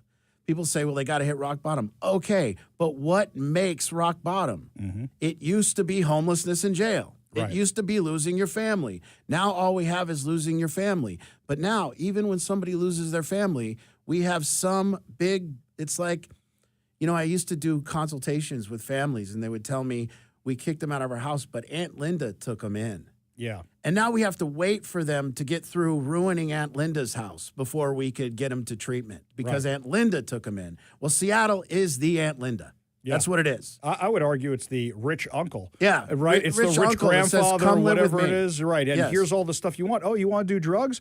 We'll give you a tiny home, or we'll give you an apartment, or we'll give you a hotel room, or we'll give you an RV encampment, or we'll give you whatever it is. And it's all enabling, like Art. You want to see something when you walk out of here today? You take your friends here, right? go over to Seattle Center. Now, the weather's gotten nicer, so they may not be there, but if you go over to Seattle Center, you're going to see a bunch of homeless people inside the Armory where the Starbucks used to be, right? One of our main tourist attractions. They're just sitting there during the day. That's what they're doing. But I'm like, how are you paying for a phone? Yeah. How do you have the stuff that you have? Because the city of Seattle is giving it to them. Well, I brought 2 guys in recovery with me tonight, too, and I hang with guys in recovery. And what we find is that these guys on the streets have been able to get rid of the code that we all lived by. We had a code. Yes, we were all drug addicts, but we didn't do it in front of kids. We didn't do it when kids were around. We didn't have to, we didn't rob and hurt other people. We tried not to. When we did, we felt bad about it. But when we had to, we did it. But still, there was a code. Don't go to the bathroom on the street. Don't smoke drugs in front of kids. Don't ruin a park where there's families that need to come here. There was a code, and they've lost that code. And it's embarrassing to see the drug addicts behave in this way. In the last few minutes we have with Art Dahlgren from Battlefield Addiction and the great work that they do, I would say the 2 groups I know that do the best amount of work is really We Heart Seattle, you guys. There's a few out in Burien also, you know, the More We Love, things like that. But I can't name any city agency that does a good job. I mean, we were just talking about the tiny home problem. Like that's going to fix everything, shoving somebody into a tiny home. It's just extending the problem, right? Well, I think people live in language land around here. Somehow I've been brought into this language world where everything's misdirection. And, you know, to understand, first of all, that you didn't want to offend people, so you took away the word drug addict. But then you don't think that it's denigrating or hurtful to put someone in a tiny home. I think it's pretty offensive that that's all we have for these guys. Here's a little shed that we bought at Home Depot. You can sleep where our lawnmower is, and actually think that the language police. I mean, can't we change the name to something like, you know, a phically challenged home or something? Vertically challenged home. Yes. We got to change the name because, you know, who wants to be living in a tiny home? That's really embarrassing, you know. So I don't know. I live in language land where everything seems to be, you know, housing first or you know, for me, what it says is, you know, when they say housing first, Ari, what it means is they're acknowledging it. By saying housing first, you're acknowledging it's not an affordable housing crisis. That's an acknowledgement because you just said first. So you know there's underlying issues. You absolutely know it, but you're lying to us saying you don't know it. Because all the drug stuff comes right after Yeah, so that. housing first. It means treat the addiction second, doesn't it? It means treat the mental illness second. So you do know it's a mental illness and drug addiction crisis. There is an acknowledgement. You are acknowledging it. So what are we talking about? I'm stealing that line. If it wasn't housing first, if it was just housing, then I could say, okay, that's an affordable housing. But I say to the mayor, punt it. Yeah. Punt it. Get rid of the football. You're no good at what you're doing. You guys haven't been good at it. We sit here with evidence-based. Please, somebody walk with me and show me some evidence-based stuff. Walk with me and show me evidence-based of it working. Show me. Take me and show me the evidence. Prove it to me. Yeah. I will salute you, acknowledge, stand on your programs that you're funding. You won't. You won't stand on them. Almost you'll hire security not to keep the people safe that are in these programs, but to keep the people out from investigating these programs. Let me give you a better one, okay? If God forbid Katie Wilson's father, mother, uncle, aunt had an addiction issue, would she send them to live in a tiny home? No. And by the way, if you've ever experienced fentanyl addiction up close, you would never let anyone you love do fentanyl. You would never do it. You would do anything to stop them, and you'd be begging someone to put them in jail. I promise. Yeah. So to actually say that you care about someone and let them do fentanyl doesn't work.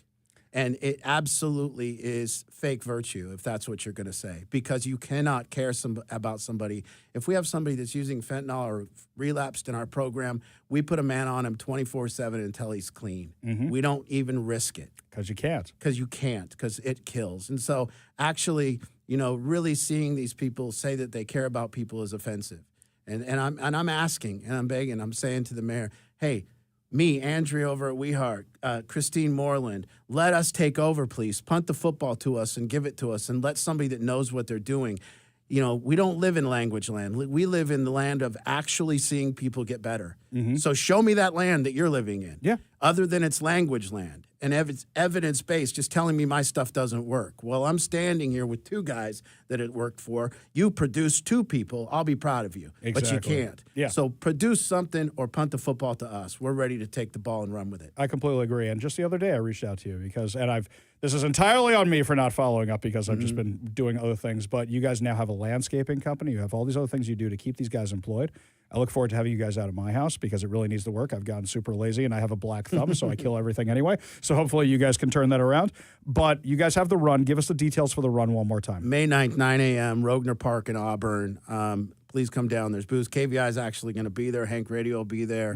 There is food. There's coffee. There's and all the money going right to what we need it to get these guys that are working their ass off and trying really hard to do good.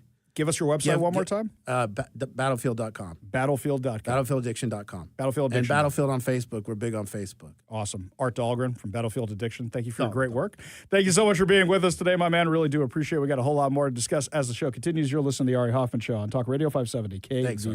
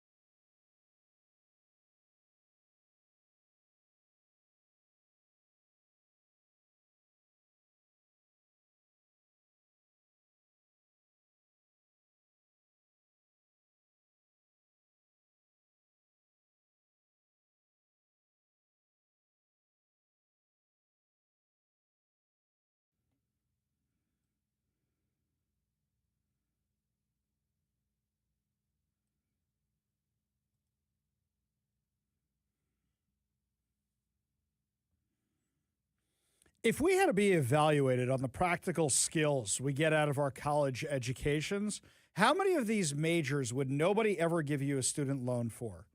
Let's take young Ari Hoffman for a minute.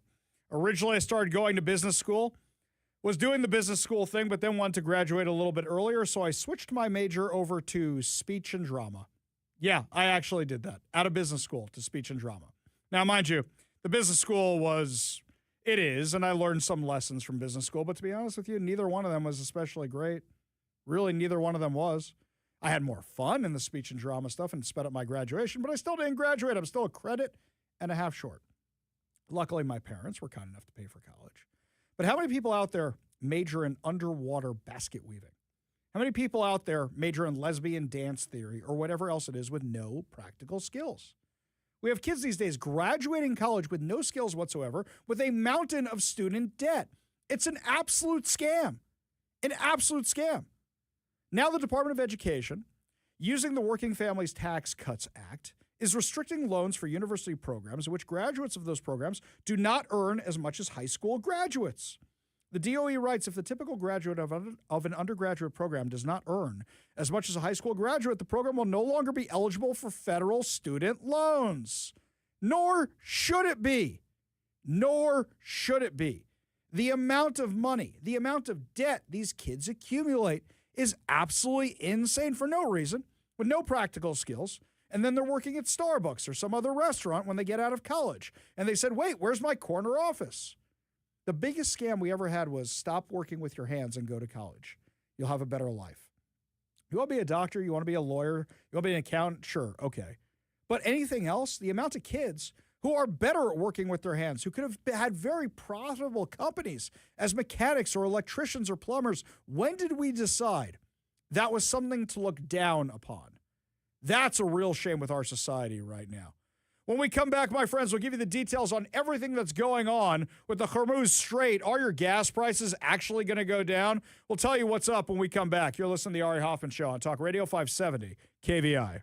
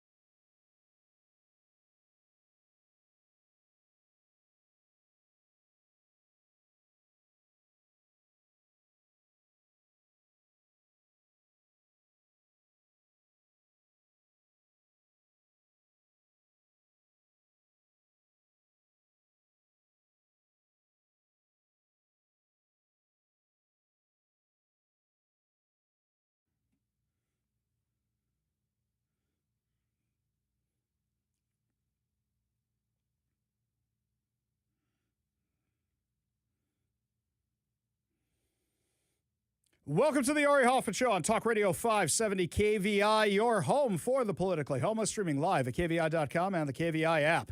If you want to be part of the most dangerous show on the airwaves, give us a call or a text at 206-421-5757. That's 206-421-5757. Coming up this hour, your chance to win fantabulous prizes. Plus, is Washington the laughing stock of the entire United States? A new op-ed says so. But before we get to any of that, some of you are just joining us because you just got in your car heading home. And some of you were trying to listen to us this morning, but you ran into some technical difficulties.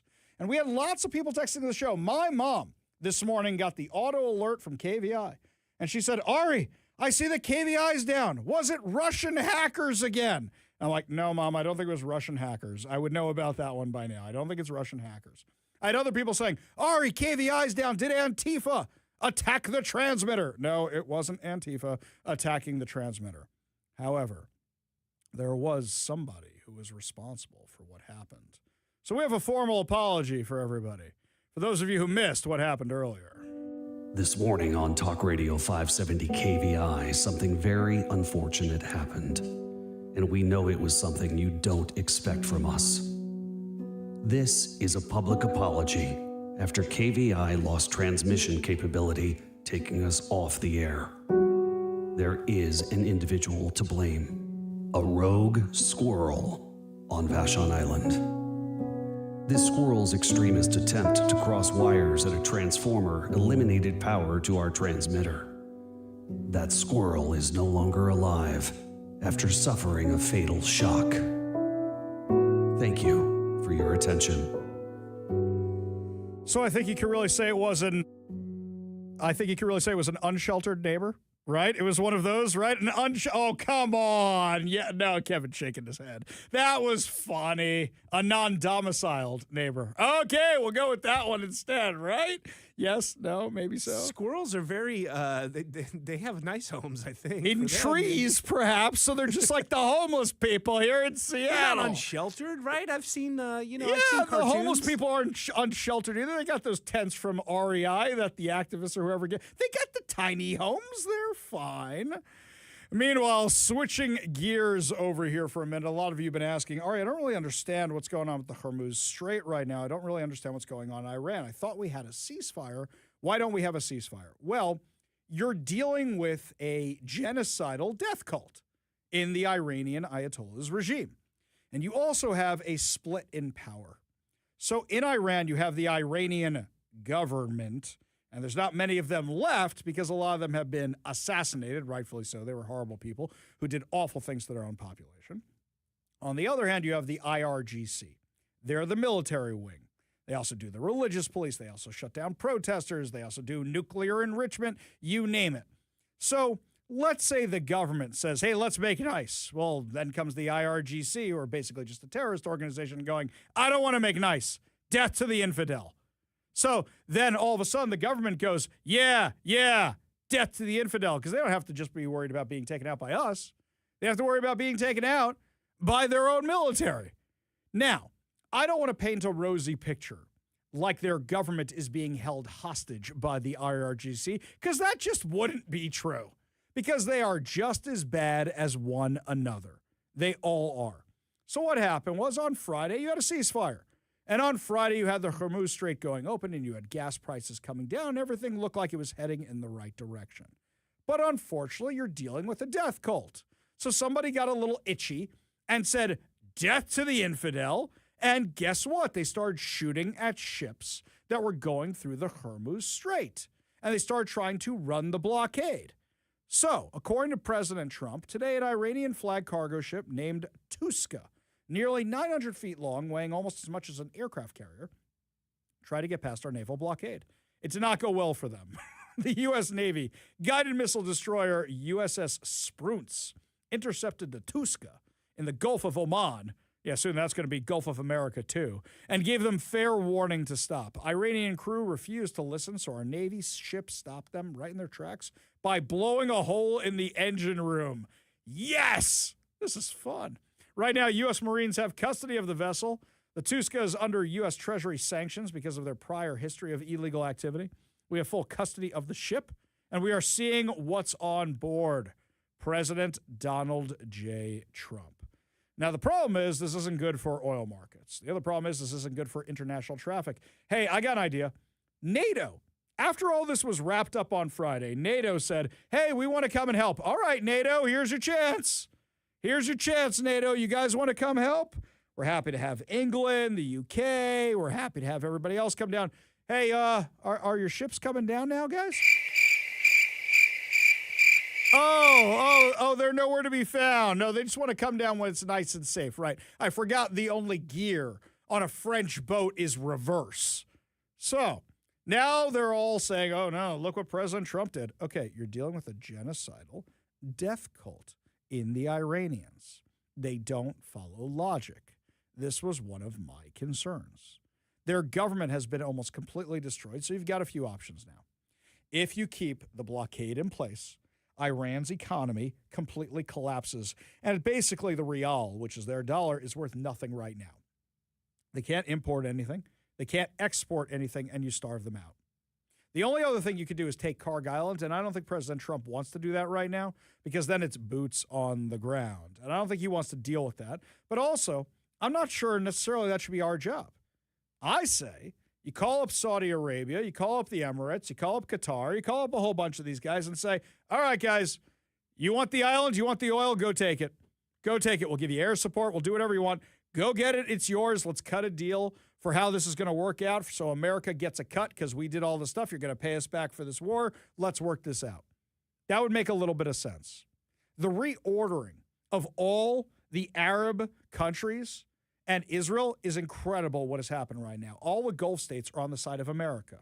Europe is not because all the Gulf states recognize the threat that Iran was. You want to know how death culty the Iranians are? Okay, so the U.S. and Israel bomb you. I get that you're mad. I get that you're upset. What do you do in retaliation? You don't blow up the U.S. You don't well, you do shoot a few things at Israel. Instead, you fire on every other Arab country just because they have U.S. military bases? Now you have drawn all of them into the fight because they want the fight. They want to go meet their 72 Virginians or their 72 Sturgeons or whatever it is. They want the fight, which is why you can't negotiate with people like this. They only understand one thing, which is strength. They think they can outlast President Trump because they know they got midterm elections coming up. And they know that there's a presidential election just 3 years from now. 3 years is a very short amount of time in the long run. I do love that the Democrats, war of choice. When would you have liked us to go to war? When a nuke is, God forbid, detonated in New York? When would you have liked us to go to war? When would you have chosen to go to war? You're right. It was a war of choice. We had the choice to do something about a genocidal death cult that said death to America, death to the infidel, death to Israel, and we're going to keep developing nuclear weapons, and we're going to close our little strait anytime we feel like it. Yeah, we had a choice whether to fight them or not. I mean, I guess there was option C, which Barack Obama and Joe Biden chose, which was let's give them tons of money. Let's give them lots of money and see what happens. We'll just give them all the money in the world. Let's just do that. Billions of dollars, you want it? No problem. Dollar bills, dollar bills, dollar bills, dollar bills. No, yeah, we could have chosen door number 3. Would have been stupid. Was especially stupid to give the number one state sponsor of terror more money to sponsor terror, you lunatics. I love this other lie that the left has been saying. We got pulled into the war because of Israel. Really? Because of Israel? Laughing, cackling hyena Kamala Harris was back the other day. Here's what she said. He entered a war, got pulled into it by Bibi Netanyahu. Let's be clear about that.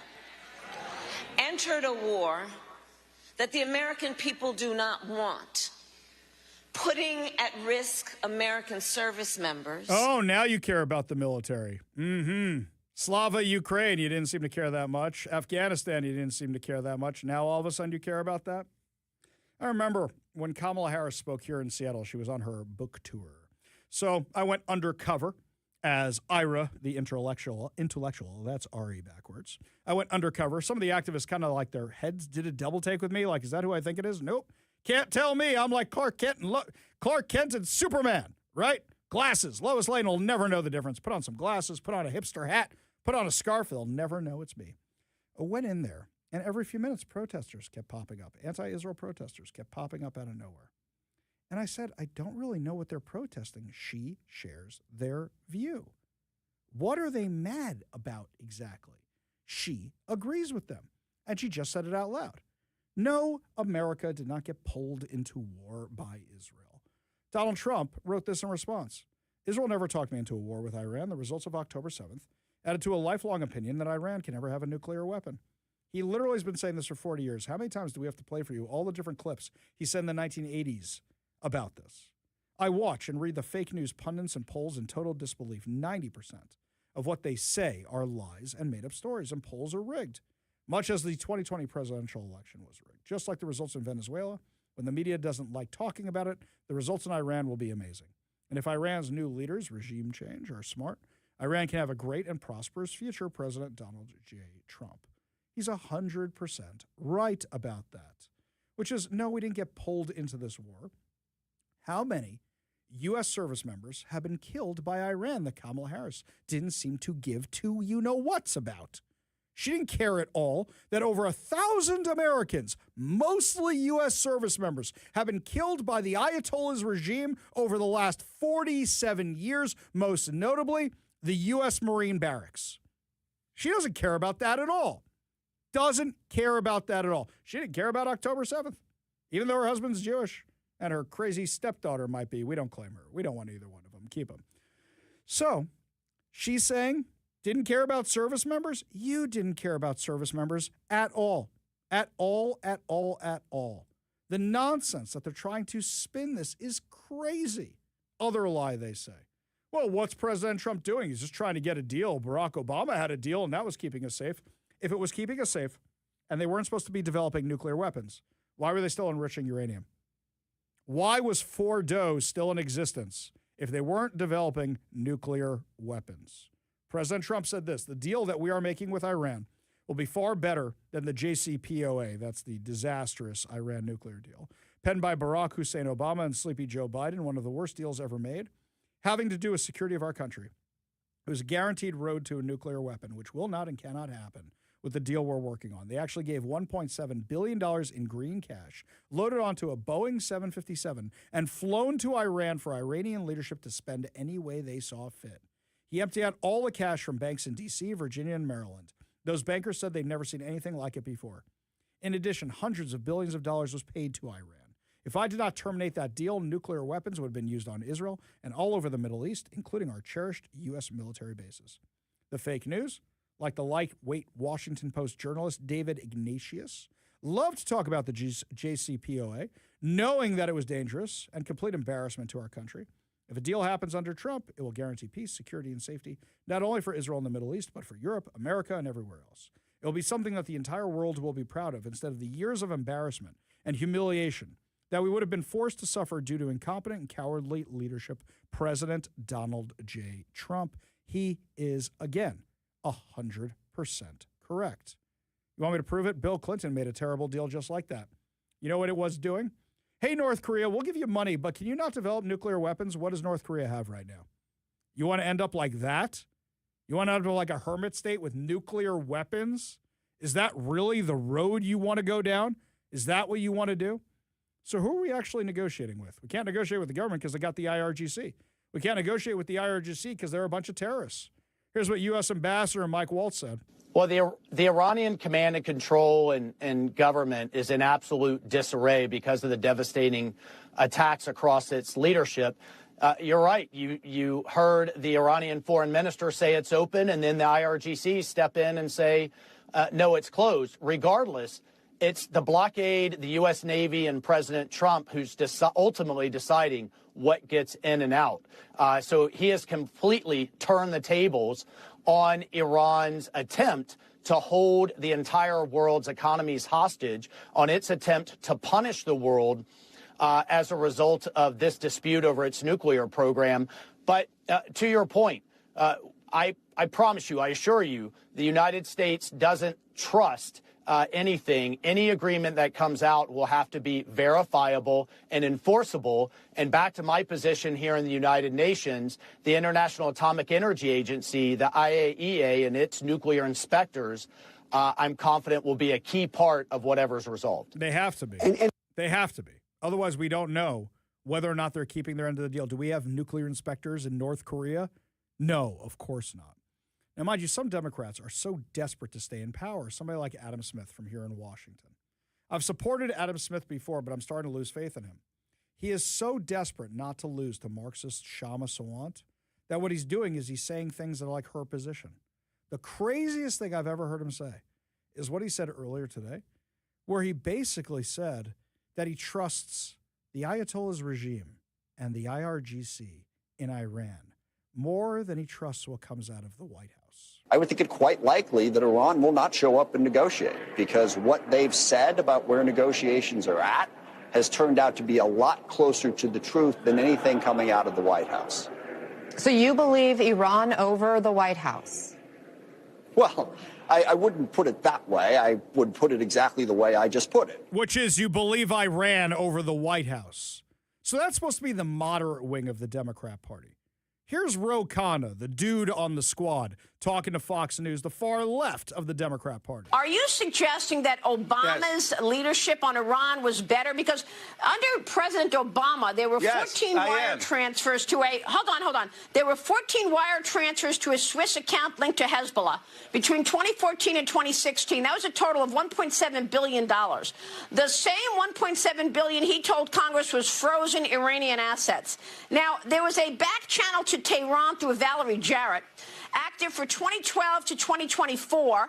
This was after he left office. So, you know, it was almost like a shadow government. He also sent pellets of cash in a plane to Iran. Now, why would you send money to Iran knowing that they are building a nuclear weapon and they are the leading sponsor of terrorism? Barack Obama was a great statesman who left America much safer. I wouldn't put Donald Trump in the same paragraph. What a fool. What an absolute fool. The Middle East became such a mess under this guy because he used your tax dollars to fund terrorism. It was beyond crazy what he did. But that's the left. That's the moderate left and the far left agreeing with each other. That's what they're doing. They're agreeing with each other. Beyond crazy. You've completely lost the left. I think the left is more in favor of the IRGC and the Ayatollah than they are of America. We go to the Warrior Injury Law studio line, take a call from Neil in Marysville. Neil, what's going on? Yeah, I just, wow, there's so much. Some numbers. The liberals keep comparing things that Trump says to the Iranians. And so, okay, which Iranians? There are the remnants of three different governments in Iran right now. There's the basic government, president, parliament, etc. But you also have had for 47 years the Ayatollah, the Grand Ayatollah, and the guidance council consisting of about 50 Shia mullahs who will tell the electorate, will tell the voters if they have voted correctly or not. And if they have voted incorrectly, they will install somebody else for the president. So you have the government and then the shadow government. And then you have the IRGC, the Islamic Revolutionary Guard Corps, which started out as a fairly small paramilitary organization, bunch of thugs that they used to control dissidents and whatnot. And it grew into a parallel armed force. So you have the regular Artesh forces, you have an Army, a Navy, an Air Force. And then you have the IRGC, and then eventually IRGC-N grew up, IRGC Navy, and IRGC Aerospace Force, which were created because the mullahs didn't really trust the regular forces. I got you, Neil, but now a whole bunch of their government is gone. A whole bunch of the heads of the IRGC is gone. The Navy is gone. The Air Force is gone. So now you're left with the remnants, just like you said at the very beginning of what you were talking about, of all those things. And I don't even know who you can make a deal with. I think you have to make a deal with a new government, but I don't think the people of Iran have risen up yet to make said new government. So I don't know who you're making these deals with. And this is something I've actually said from the beginning, is who are we actually making these deals with? I got 10 more seconds that I got to run.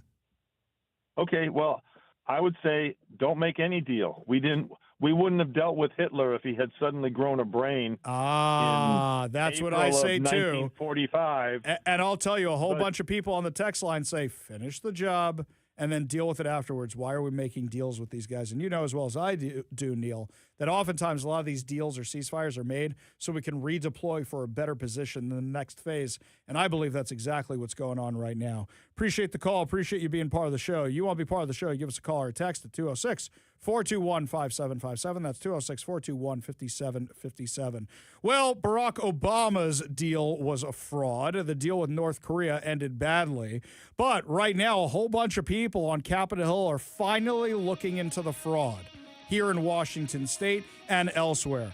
And Turd Ferguson just basically advertised what's going on here. We'll tell you what we found when we come back. You're listening to the Ari Hoffman Show on Talk Radio 570 KVI.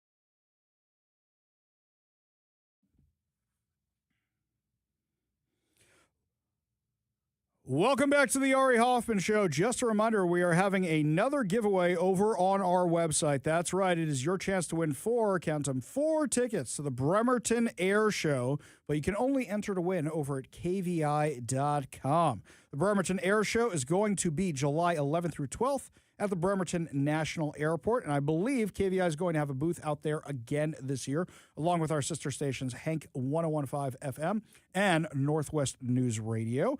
To see all the details about the air show, visit bremertonairshow.com. To sign up to try and win the tickets, head on over to KVI.com. Well, meanwhile, some news with our Governor, Bob Ferguson. All right, Turd Ferguson. Turd Ferguson. So he did something really shady last week. So he posts this over on social media. He writes, as a parent, I know how critical high-quality child care and early learning opportunities are for working families in Washington. Today, I announced $56 million in grants to fund new facilities and renovations statewide. 74 early learning center providers, 40 cities, 17 counties, 2,056 new child care spaces.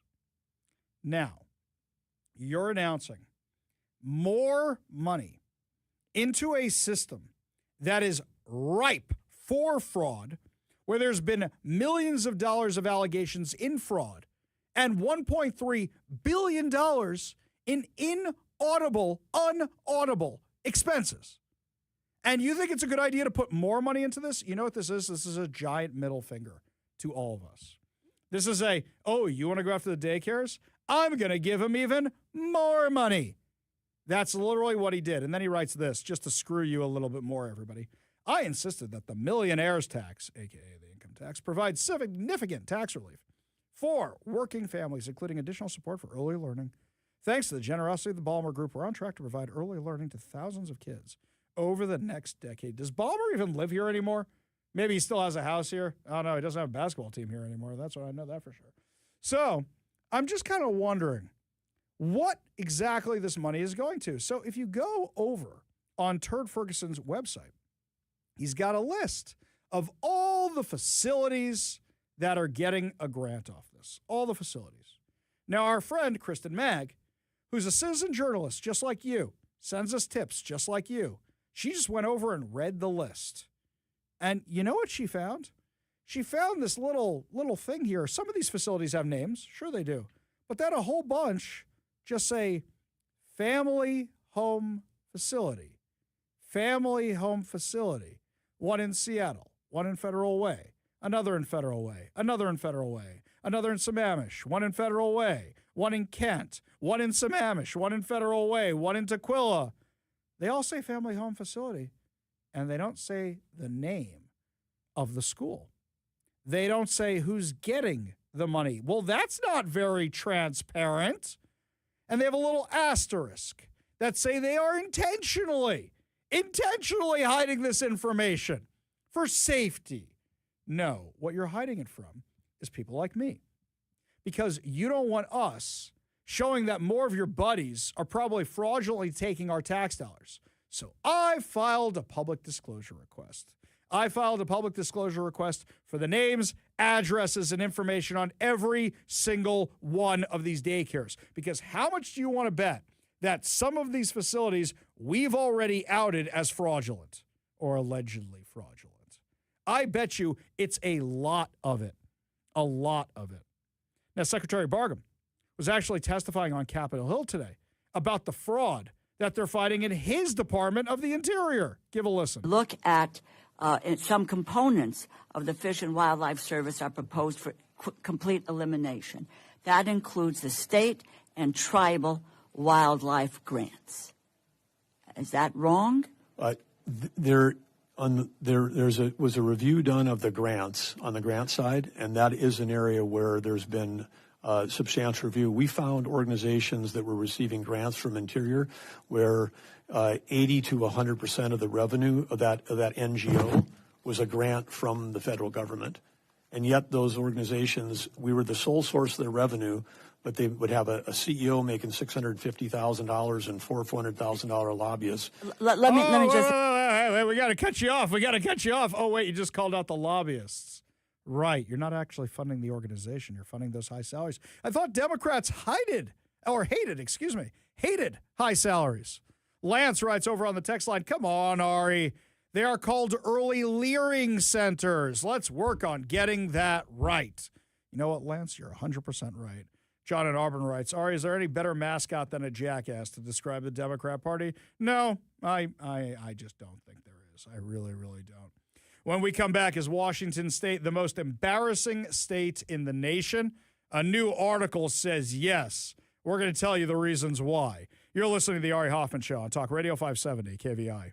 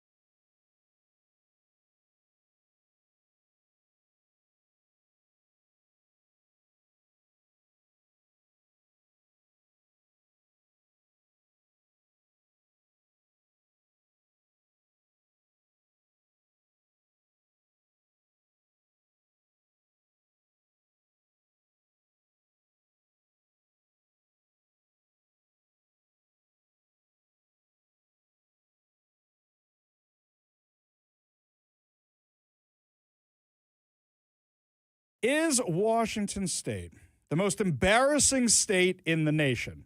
I would say yes. And our next guest actually wrote a column saying that exact thing. Joining us now from the Washington Policy Center, their Vice President of Research, the one and only Todd Myers. Thanks so much for being with us today, buddy.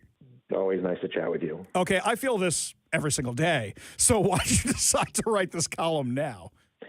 Well, one thing is that I see this every day because I work in policy, and I see lots of examples of things that government does that don't make the news or are not, widely recognized.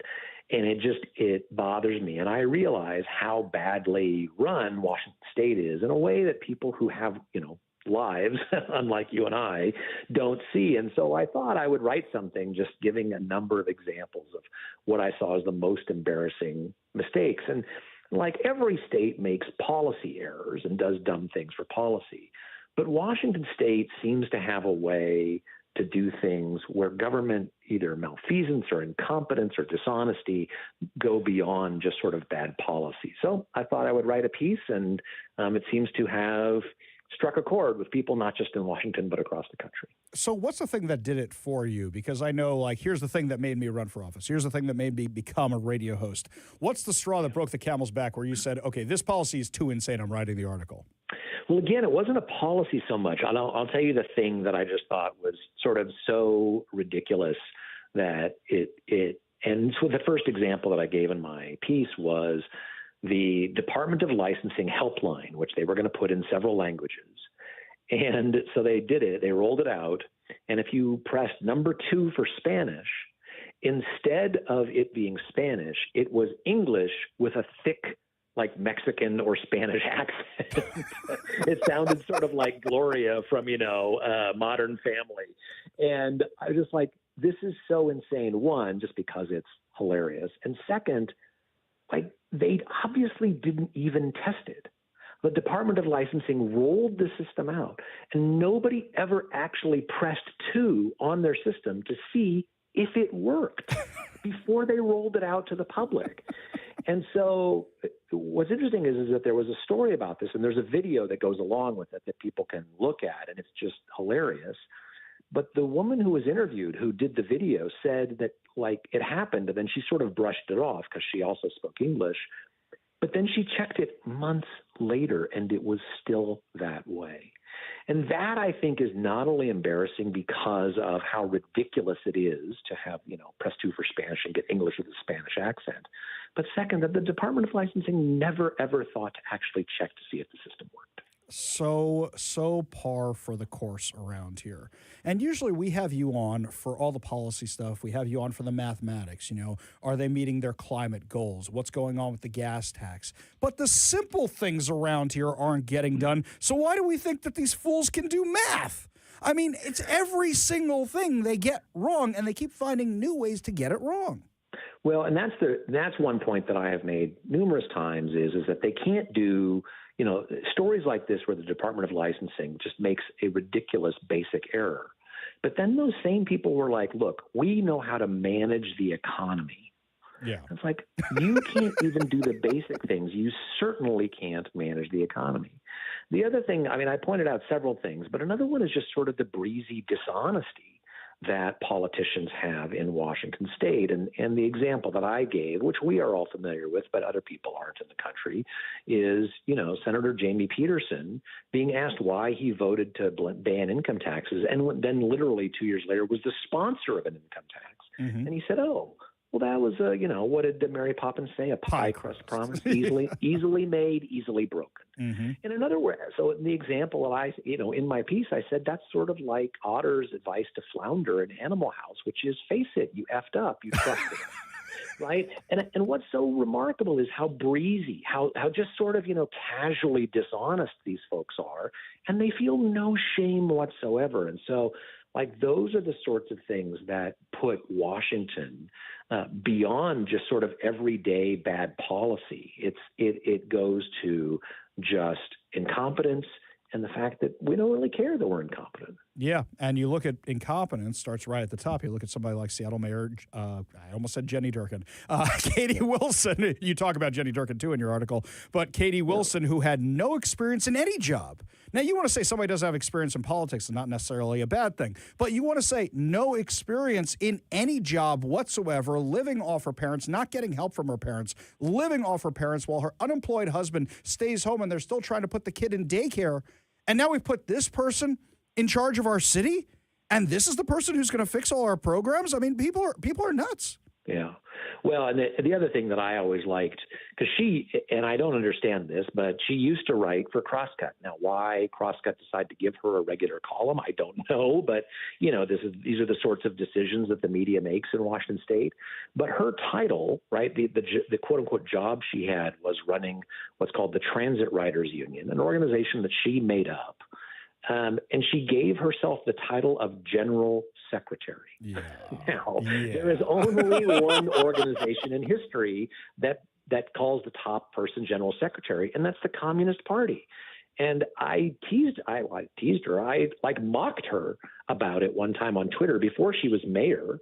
And somebody said, "Oh my God, he's attacking you for calling it General Secretary." And she said, "Well, that's because it has sort of a commie feel." And then she said, "But that's how we roll." Well, exactly. That is exactly my point. And she has since come out and said, "I'm a Marxist." So it's like we find ways to take the normal embarrassment of politics and turn it to the next level. Yeah, my favorite moment, which you actually call out in the article as well, and I don't want to give away the whole thing because people should definitely go read this article, Is Washington the Most Embarrassing State in the Nation?, which is published over in the Dispatch by our friend Todd Myers from the Washington Policy Center. Jenny Durkin going on Chris Cuomo's show back when he had one on CNN, when armed Antifa and BLM activists took over 6 blocks of the city, rapes, robberies, and murders went up 250%. People died. They do it in the name of social justice, and only black kids were being shot. And she calls it the Summer of Love, a street fair, a block party, blatantly lying to your face about what's going on, that even Chris Cuomo, if you watch his reaction, he jolts back in his chair, his eyes pop out of his head. Like, did she really just say that? And it destroyed her political career, but that's the lie she thought she could get away with telling. Well, and what's incredible about that also is that if you remember, Jenny Durkin she was supposed to be the sort of the rational candidate. She was much more mainstream Democrat. She had been the U.S. attorney for Western Washington, and she was supposed to be sort of the adult in the room who was going to come in and calm everything down. And yet she delivers one of the most obviously ridiculous statements. If right-wing domestic terrorists had taken over 6 blocks of Seattle, she would not have called it a summer of love, right? I mean, we know what the comments would have been, but the fact that that happens and the folks are on the left, and she is deluded enough to think that it's just, sort of happiness and sunshine. I mean, that just shows, again, this is a person who is supposed to be the adult in the room, who is supposed to be rational, has a good history of being a sort of a normal politician. And even she is somehow, warped and deranged by Seattle politics. Absolutely crazy. The column is Washington the Most Embarrassing State in the Nation? It's by our friend Todd Myers, Vice President of Research over at the Washington Policy Center. You can find the article over at thedispatch.com. I recommend you check it out. You will laugh, you will cry, and you will realize that, yes, Washington is the most embarrassing state in the nation. Todd Myers, thank you so much for joining us today. Really do appreciate it. Always nice to chat with you. Always a pleasure. On that happy note, only good news to wrap up the show.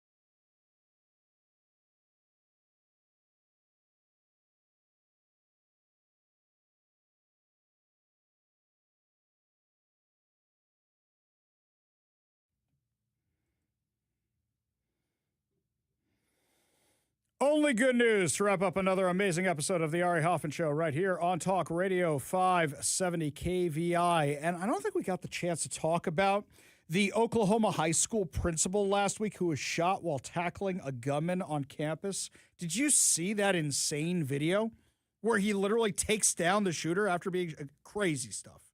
Crazy, crazy stuff. Well, now we got some good news.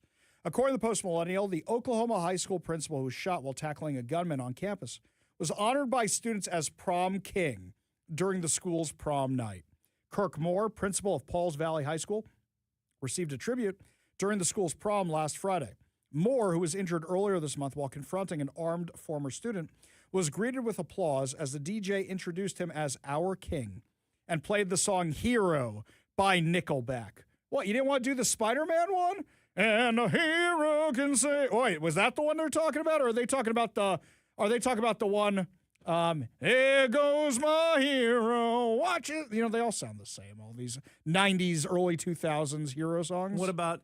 And a hero comes along. Oh, yeah, some Mariah. That's more fitting for the prom, right? Yeah. I know everyone's fooled that I actually just played the Mariah song. Is that Mariah? Is that who that is? That's Mariah. There's that so is many Mariah. hero songs. Lots of those. Yeah, actually, I think that was the Spider-Man song they played from. That was Nickelback and Chad Kroger's the guy from... No, it was him and that other dude who you're like, who's this other dude? He's from some other band, and they did the Spider-Man song for the first Tobey Maguire Spider-Man. Well, I know what song you're talking about. Yeah, I know. yeah. Is it? Are we sure it's just not Chad on his own? It's Chad on his own. Right. It's not... See, they threw me off by writing Nickelback. Yeah. It's Chad on his own with that other dude who looks like he came out of a goth band. You know what I'm talking about. I don't know, man. You never saw the video? There's No, Spider-Man, and there's these two dudes singing, and then there's a Green Goblin. I saw the movie. I know the song. I know Yeah. it's one of the Nickelback guys. That's all I need to know. I stay yeah. far away from it. Far away from it. You're fine. Students surrounded him, cheering, jumping in celebration, placed a king's hat on his head. The recognition comes after Moore was captured on surveillance footage charging a 20-year-old Victor Lee Hawkins who had entered the school with 2 pistols. Hawkins entered the school lobby earlier this month, pointing a pistol at a student before Moore rushed in to intervene. As Hawkins turned the weapon on him, Moore tackled the suspect but was shot in the leg during the struggle. Another staff member assisted in restraining Hawkins until police arrived and took him into custody. Not to bash on the victims a little bit here, but you realize all the things here that could have prevented this until police arrived. Walked into a school with 2 pistols. Maybe you guys need to rethink, I don't know, locking the doors and having security. It was dumb luck the principal was nearby when that happened. According to KFOR, court documents revealed that Hawkins told police he didn't like Principal Moore, and he said he went to the school to kill him. Hawkins was reportedly inspired by the Columbine shooters and intended to carry out a similar attack. That's horrifying. You guys remember when Columbine happened? It was 1999. It seems like it was yesterday. That was my senior year of high school. I remember that. Moore was hospitalized following the shooting, but has since recovered. Officials credit his actions, staving off a far more serious outcome. Quote, the actions of the staff and principal stepping in as soon as they did was just like... as soon as they saw a subject of a firearm save lives today, said Hunter Mackey, the Oklahoma State Board of Investigation, soon after the incident. That's just huge news. That really, really is. I mean, the prom king thing is very, very cute and very, very sweet, but you always wonder what you would do when you're physically threatened. And some people freeze up, and some people do what's got to get done, and this principal did what had to be done. Meanwhile, this one here, bad news for Krispy Kreme, good news for me. I have been obsessed with the fact that Krispy Kreme is no longer kosher. I am furious over the fact that Krispy Kreme is no longer kosher. And it's not just our Krispy Kreme here in Washington. It is the entire U.S. I have reached out to Krispy Kreme for comment. I have reached out to ask them why they are no longer kosher. Are they creating a bacon donut or something? Because then I understand. But just out of nowhere, I'm kind of wondering why out of nowhere you drop all your franchises from kosher certification because it is the best donut in the planet. I've become weirdly obsessed with this. In fact, people know how much I love Krispy Kreme donuts, that when they found out they lost kosher certification, my phone blew up. My friends, my relatives, my former students, are you okay? Are you all right? Like a relative died. They know that Krispy Kreme ran through my veins. And I will find out what's going on. In fact, I put one of the kosher food bloggers on the case to find out exactly what's going on because they're not getting back to me. So they will continue to be punished by God Almighty himself for this travesty. How expensive is it to get something like that certified? It depends on a lot of stuff. Basically, like, do you need the rabbi there all the time? Do you not need the rabbi there all the time? Does he need to come in the morning? Is it just an ingredient thing? Is it back in the factory in wherever land where you get the mix from? I think we got our answer. And it's not like I don't think Krispy Kreme is doing as well as they used to. So I think they probably are cutting some costs. Here's what I think it is. That's just a guess by me. You're not wrong because the one here, it's not like they're doing banger volume on the Jewish business, but they dumped the one in Lakewood, New Jersey, which like everybody in Lakewood, New Jersey, that's like all Jews. And you got rid of the certification there. That don't make much sense. So Krispy Kreme data breach has a class action settlement. Do you think that when you need to be paying class action settlements, now you don't have money for things like, kosher certification, other things. But I'm happy you need to pay the settlement because you should be punished for the fact that you are no longer kosher. I've ruined my tasty treats for life. That's going to do it for us today. Hopefully tomorrow I'll be in a better mood with lots more insane stories and more exciting guests. You've been listening to The Ari Hoffman Show on Talk Radio 570 KVI.